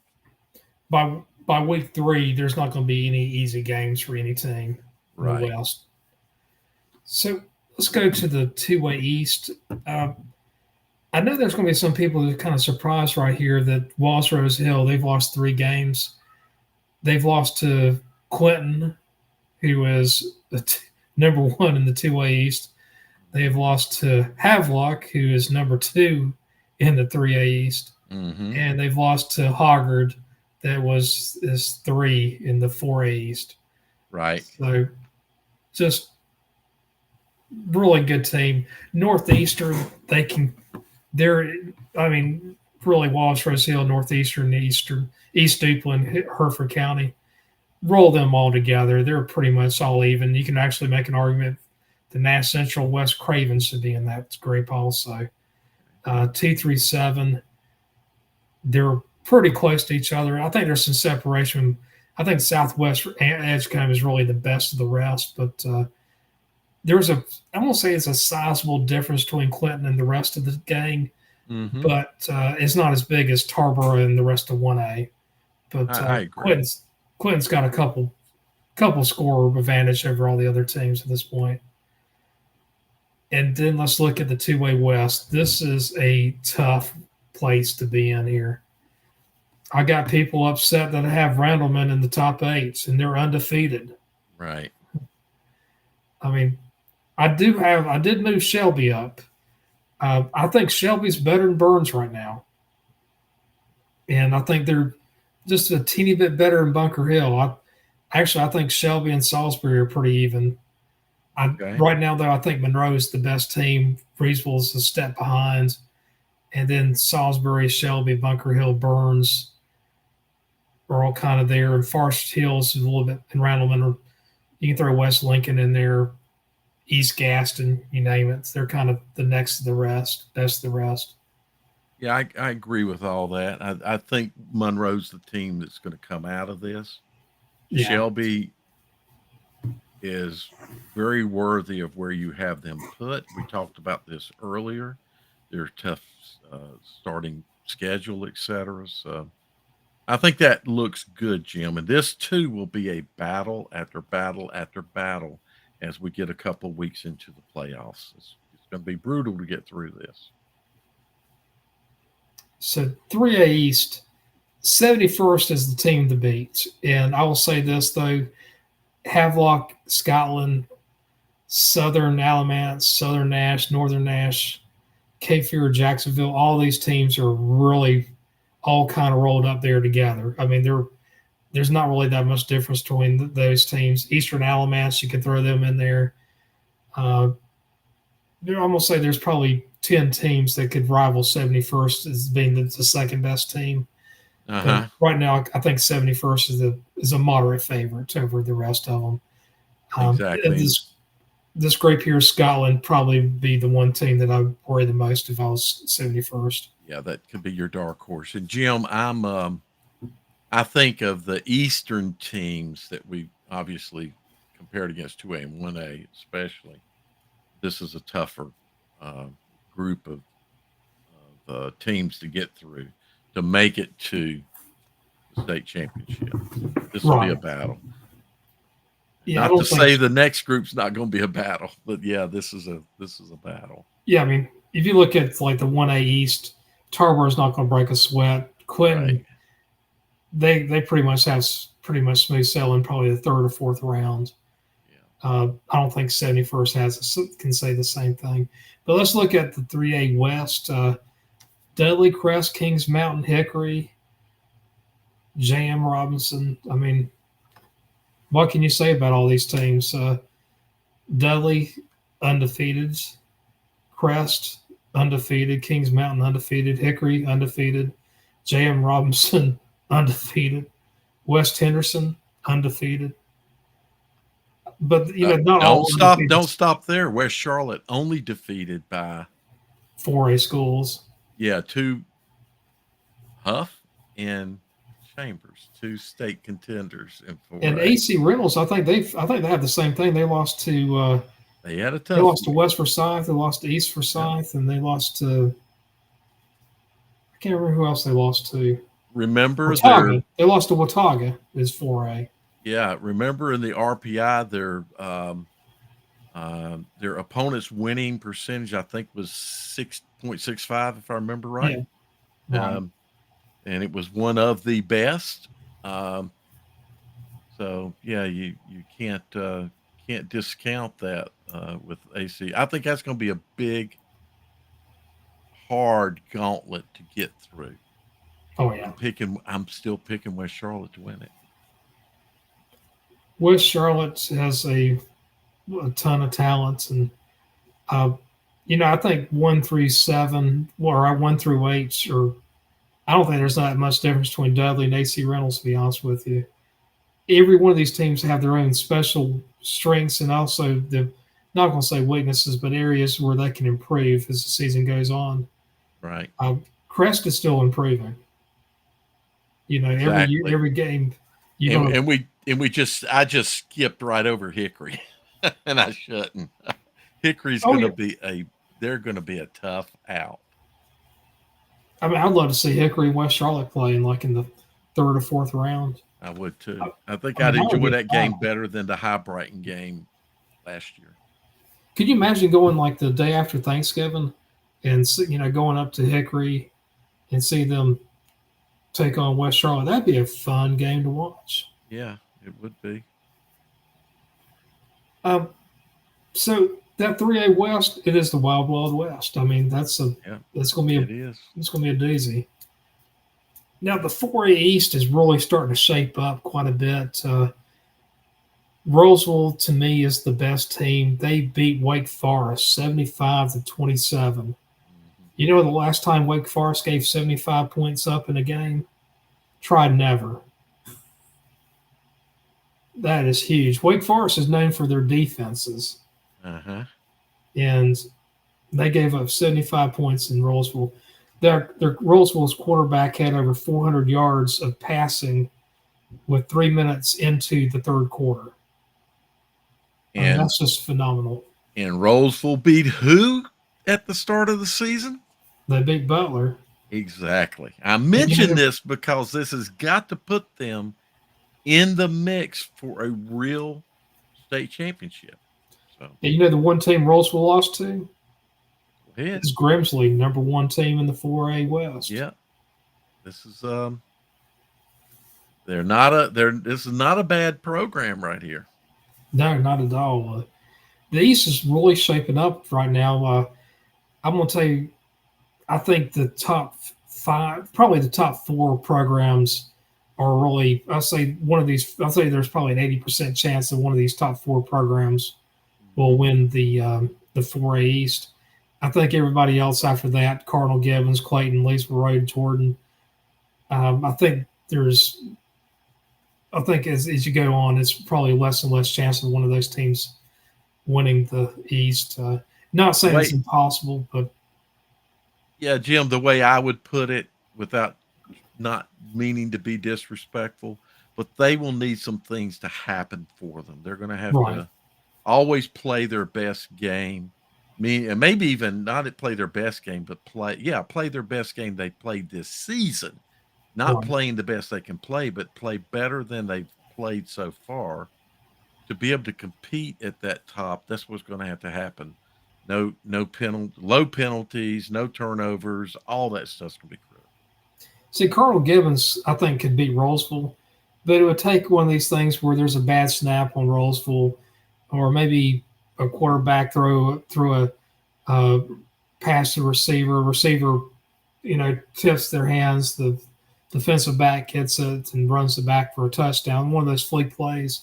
Those things happen and they can't add up, and their luck is involved in this. And I think for one of these other teams that you always want to maximize on your luck. Let's just put it that way. Exactly, and that's what I mean by you got to capitalize on the opportunities that are given to you. Exactly.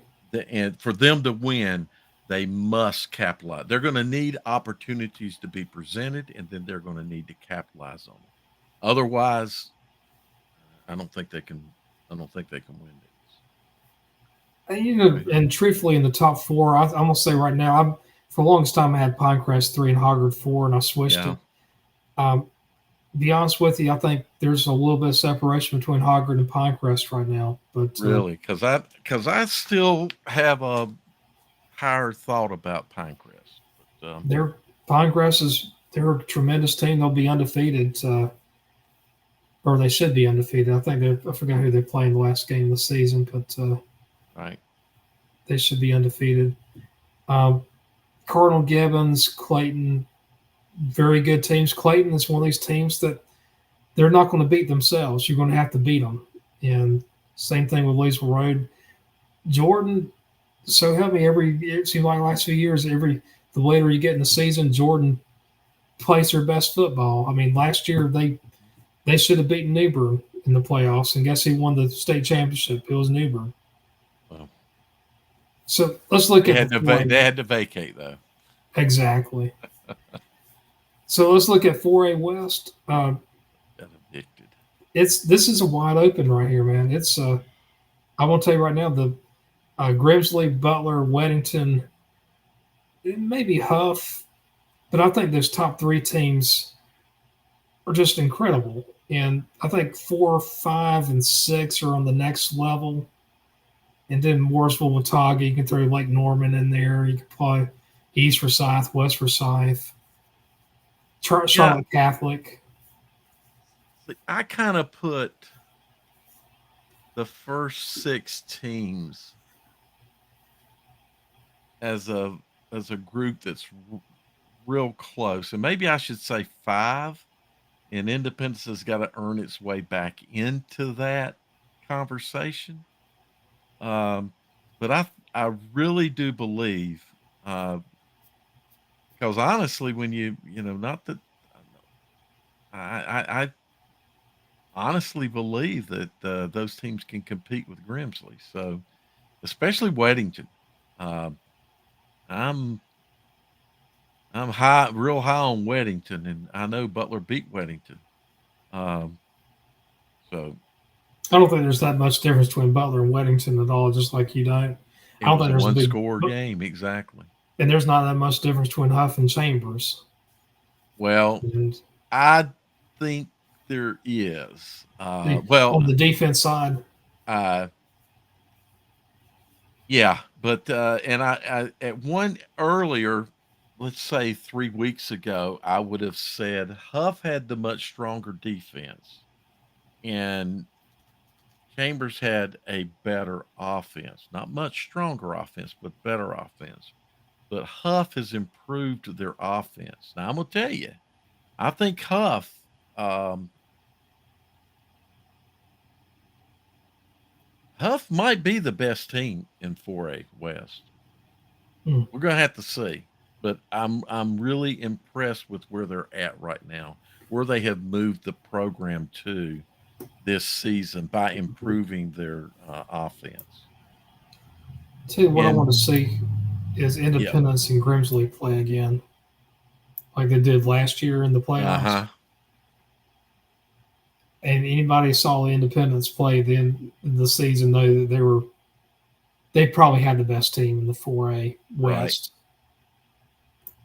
And Jim, I I gap it at Mooresville only because Mooresville's been proving themselves, and I think they'll prove themselves this Friday night against Lake Norman.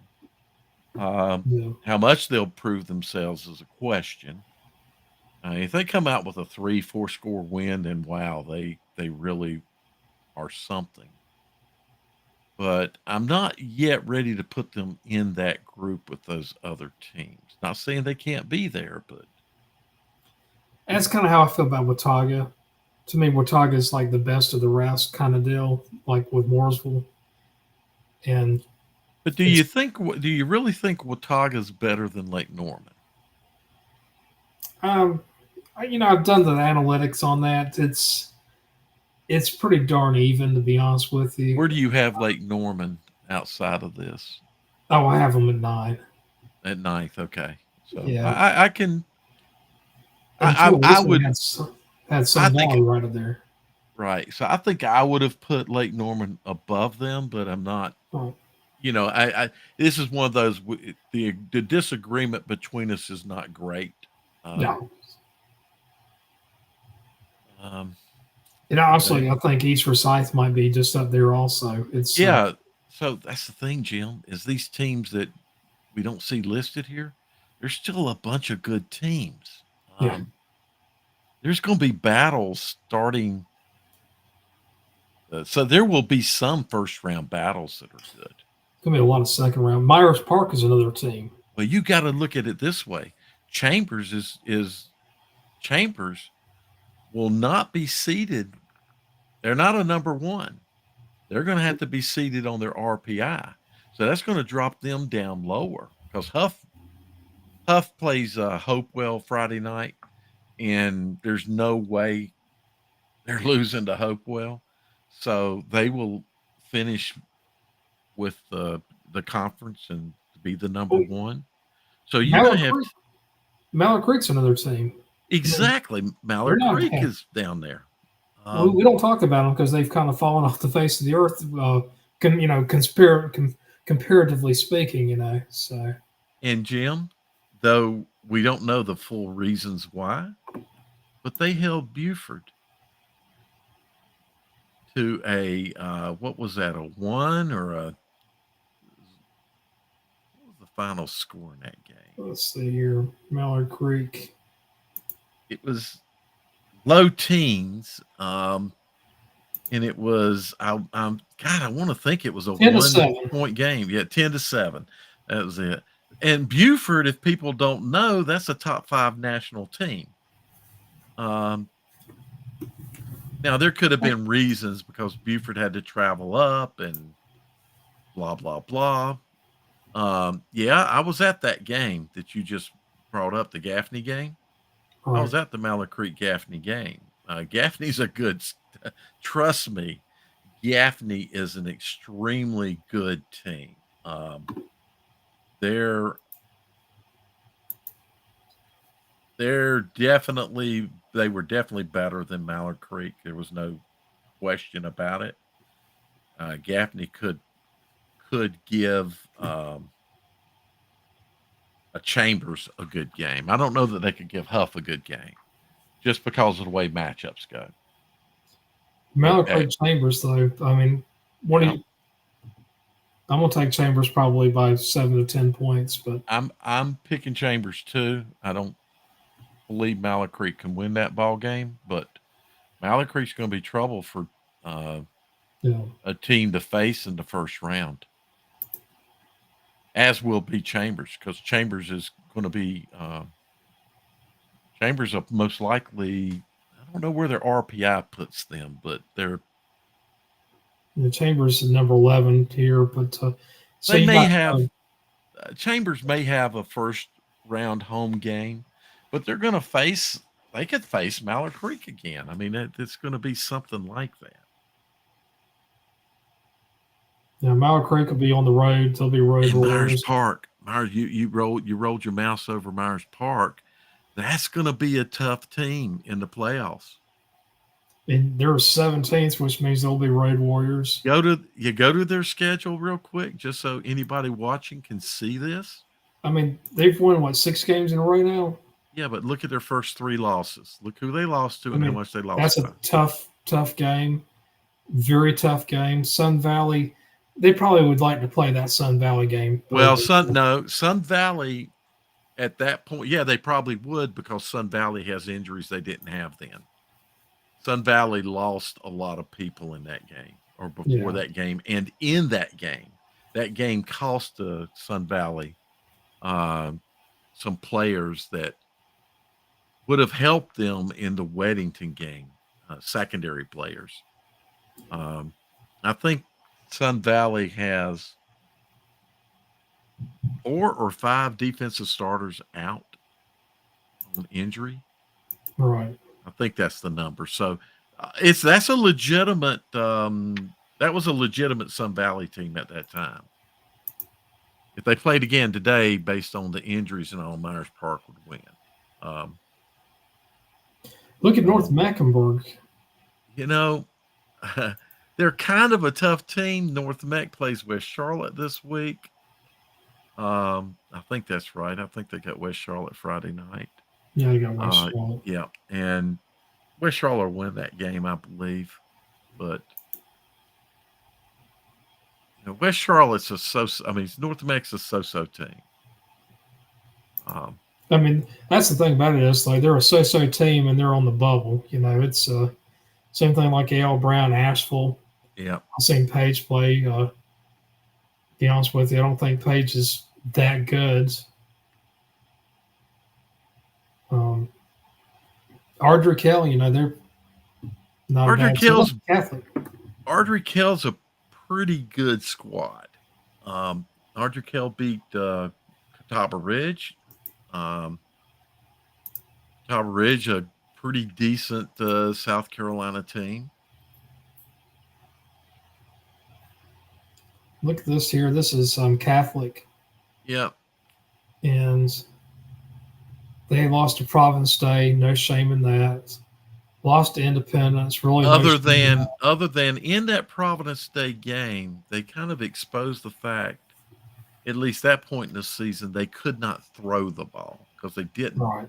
As they got down, they did not throw. They just kept running. But they played in their conference very tough. So I'm just looking at the stuff here. This 8 games played. Well, we'll see. Well, they have 10 here. But I know they already finished their season. I can't remember now. Yeah, they're finished. But they're throwing the ball maybe 12 times a game. Yeah, and they did not throw much in that Providence Day game. I don't know what the situation was, unfortunately, because I didn't see the game. The QB's QBR is not bad, 104. I hate to hear these excuses. Yeah, if you don't throw too much, you can have a high QBR, but for a running team, that's a decent amount of throwing. Right. They must be shifting back to that T, but they don't really have a lot of yards rushing either. Now I was looking at this too. I was wondering if this is actually accurate or not. Well, I think so because the way that this works now, if the teams have it enabled, the stuff comes out of huddle. So as the game is broken down by the coaches, it's done by huddle and then imported in. So it should be accurate. But Catholic will be a tough out for people. That's there's Yeah. no doubt. So Catholic will not be the number one in the conference. You got Independence and Butler, so that pushes Catholic down into a somewhere seated below 16, which makes them They're road warriors. they're going to be road warriors, and it's going to be they're going to be tough opponents for people. So I mean, can you imagine Catholic versus East Forsyth? I mean, first this is round. not going to happen, but East Forsyth 9 seed, if that does happen, a Catholic 24 seed. I mean, it's gonna be close to that kind of a matchup in the first round for somebody. Or Mallard Creek at 20. Let's say 13 would be Davie County. That'd be a fun game to watch, to be honest with you. Davie versus that Mallard could be Creek. two physical type teams going against each other. Mallard Creek's strength is their defense and their the thing that they really need some improvement on is their offense. But again, a Davie County's going to see a team like a Mallard Creek. That's not good. I mean that's why I say there will be good first round matchups. Well, getting back in the day, didn't Palmieri run the wing T? No. He never did. He ran wing. He ran some wing.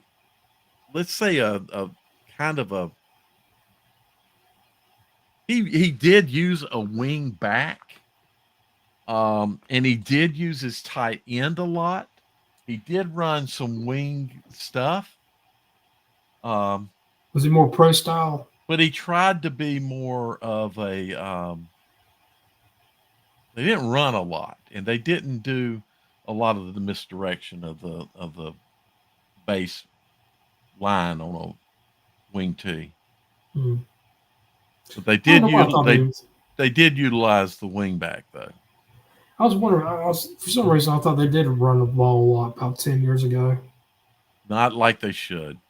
What they should have done, a well respected coach told me, and I'll not mention his name, but he said if he's got high credentials. I'm just going to say that. He told me that he actually told Palmieri that he said if I had that offense, I'd run the ball.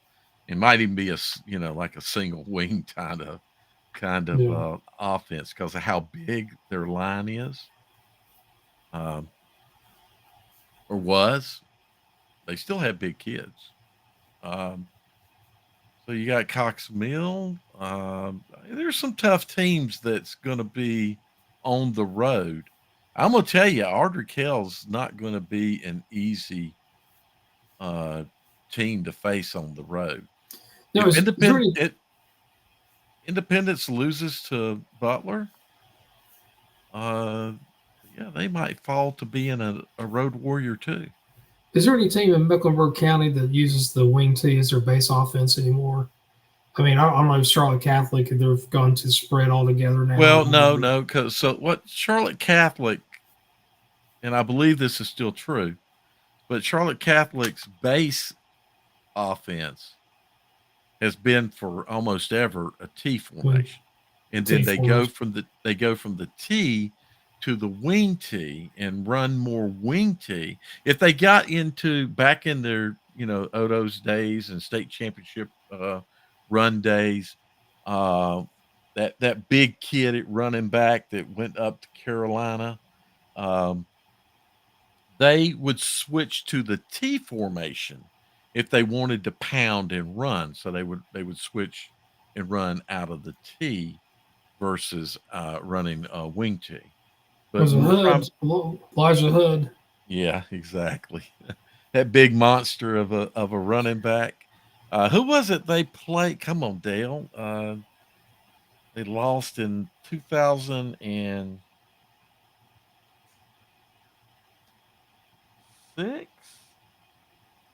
in Raleigh. Was it 2006 or 7? It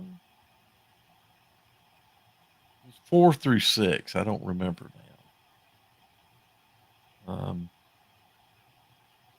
I'd have to go back and look and see when Hood played there, but it was his Well, senior year. Elijah Hood was there like 2014 to 16 or something like that. Oh, am I?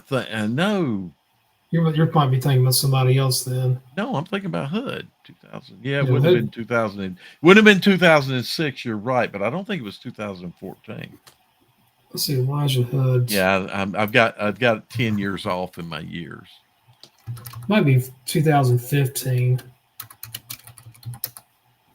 Elijah Hood. He played Carolina from. I think he played 3 seasons, 2014 through 16. Let me double check that. Yeah, he played 3 years because in 2017 he went to the NFL, got drafted by the Raiders. Let me see here. Tell you what I'm trying to reference. For some reason, my memory is just not coming out on me right now. Let's go with you said 2016 was his senior year. And I think it was, well, in college, it was his last year was his junior year, 2016, Yeah, because he made the so, draft in 2017. He went 1 year early. so it's 20, probably about 2013.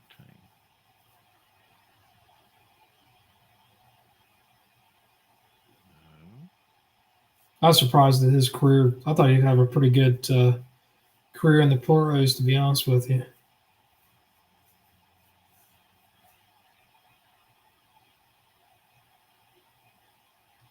That was it.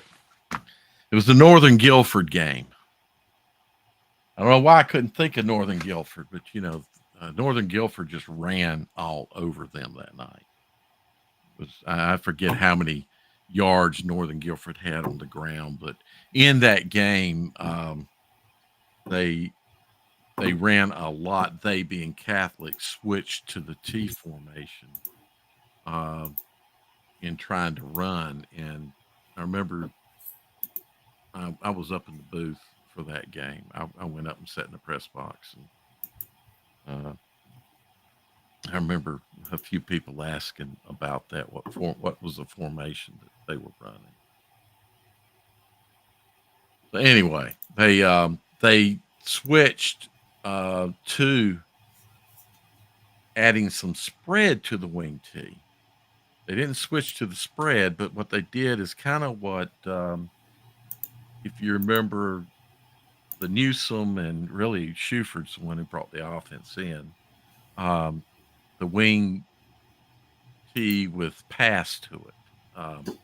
Yeah, they had kind of a wing T in the spread Exactly. mentality. Yeah. Exactly. That was Shuford's offense, and Newsome ran that offense.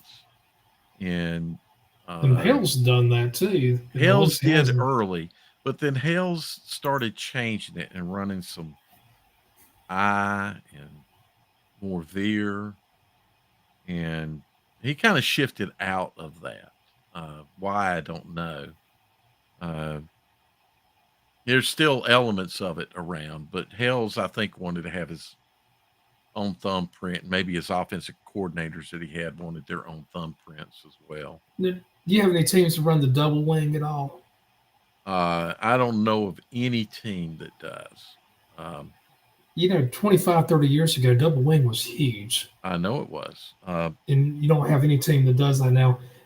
In our area, my area, Northern or Northmore runs the double wing, Okay. and so does Southern Ash. And The last team to run it here was South Mecklenburg when Martin was coach. Martin came from Clover, South Carolina, and Clover was making a state name of themselves running the double wing, and he brought the double wing to South Mecklenburg. He didn't do well. Um, that's the only time I've seen the double wing ran in Mecklenburg County, maybe ever. Because even in my era when I played here in Mecklenburg County, we we were seeing a lot of T formation, some I, um, do you have any wishbone? wing T. We didn't have any wishbone, but we did have some option offenses. What down the line The offense where, flex bone kind of South Point type of. well, not quite, but yeah, Hmm. where you're they were ran out of more out of a T, but where the I'm just going by memory what I remember seeing, and I know we had a couple of plays in our offense where No, the quarterback the would T go down the the T. line and could option a pitch out. Okay, so the T formation, the quarterback's under center. Yeah. Okay, Back then, everybody was under center just about. gotcha. Um, um, now you've got people running wing tees out of pistol formations, And I can't stand that. uh, I don't know. I like so I prefer seeing a quarterback right under the center for whatever reason.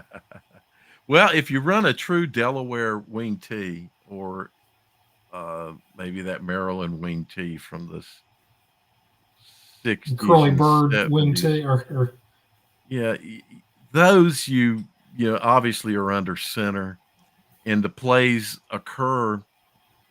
But the thing I don't think people understand about the beauty of the wing tee is that precision of the movement.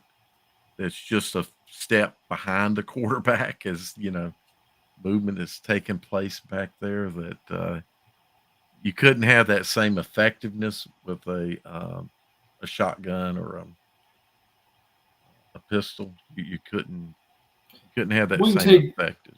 Wing tee is about making the defense think as much as they can Tricking the and giving some doubt in their minds about which way the play is going to go. tricking the defense and the And then you got trickery. something like a single wing where you just try to find the place that you just want to power in. Everybody just kind of goes to that At spot one and see what point, happens. Yeah. exactly. It's a mass of players at one point. Um, Double wing is a little bit like that too. Um, but single wing is without question a lot of players at a point of attack. And Piedmont High School used to do the double wing until recently.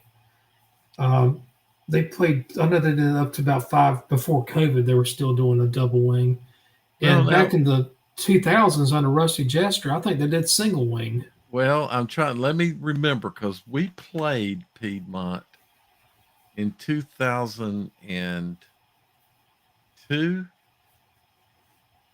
2003, 2004, and 2005. That we being Olympic, and pretty sure I got all the years right. 2003 could have been the first year, but I don't think it was. I was thinking it was the second year. Um, they had a running back who played middle linebacker and running back, and he went to Appalachian State. Gosh, I can't remember the kid's name right now. But I remember that they had two backs in one of the games that had right at 200 yards each, 100 and near 200, near 200, and the formation that they ran.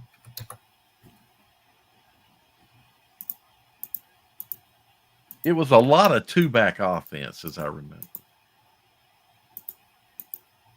'Cause I was thinking they were doing a single wing or double wing back then. Might have been a double wing.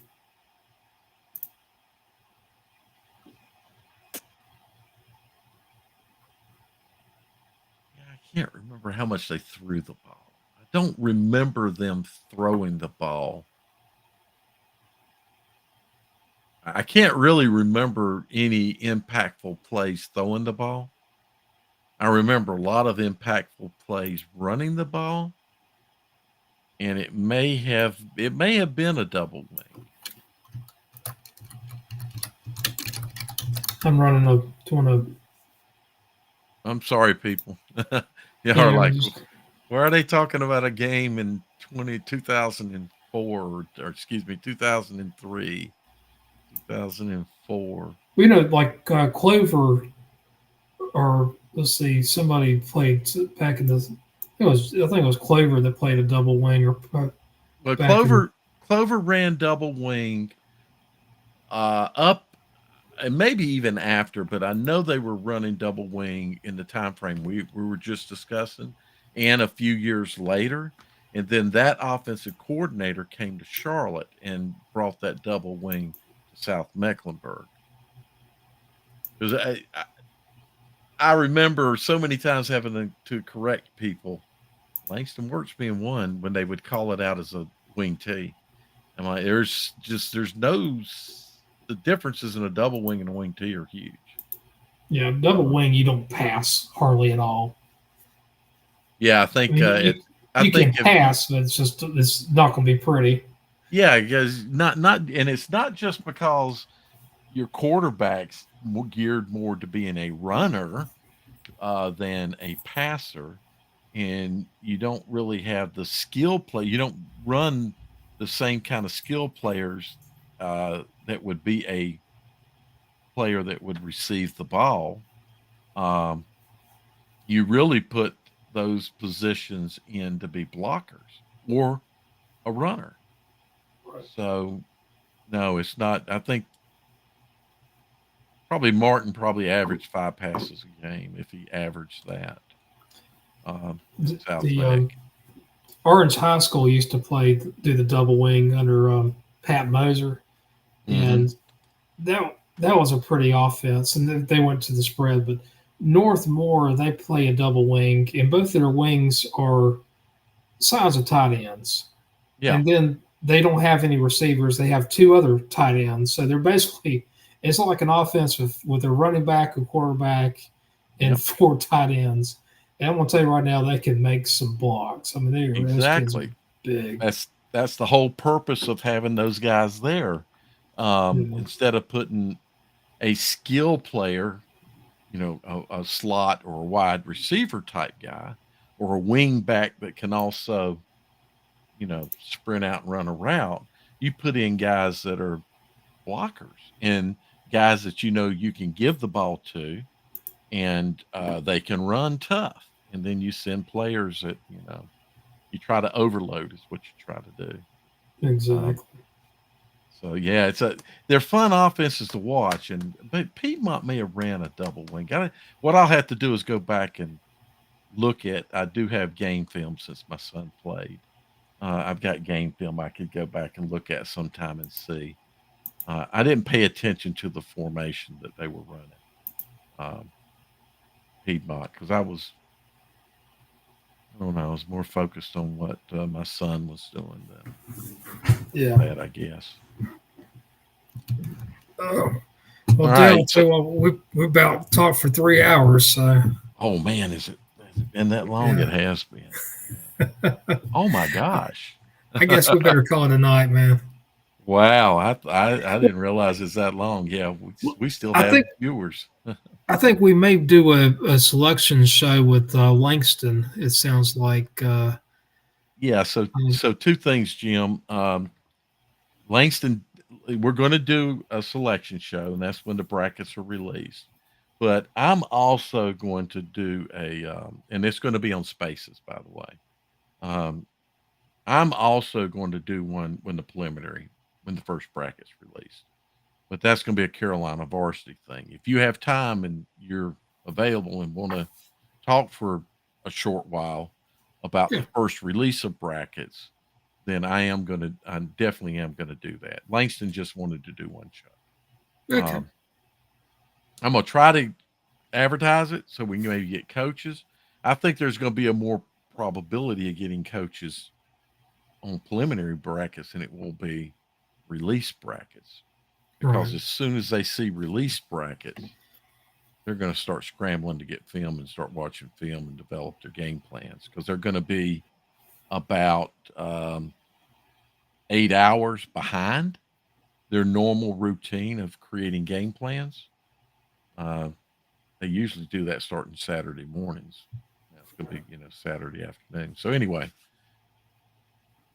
let's call it an evening, Jim. Okay. Well, from Jim West and Dale Ross, thank you so much for listening to us. We'll catch up with you next week. Take care. Thank you, guys.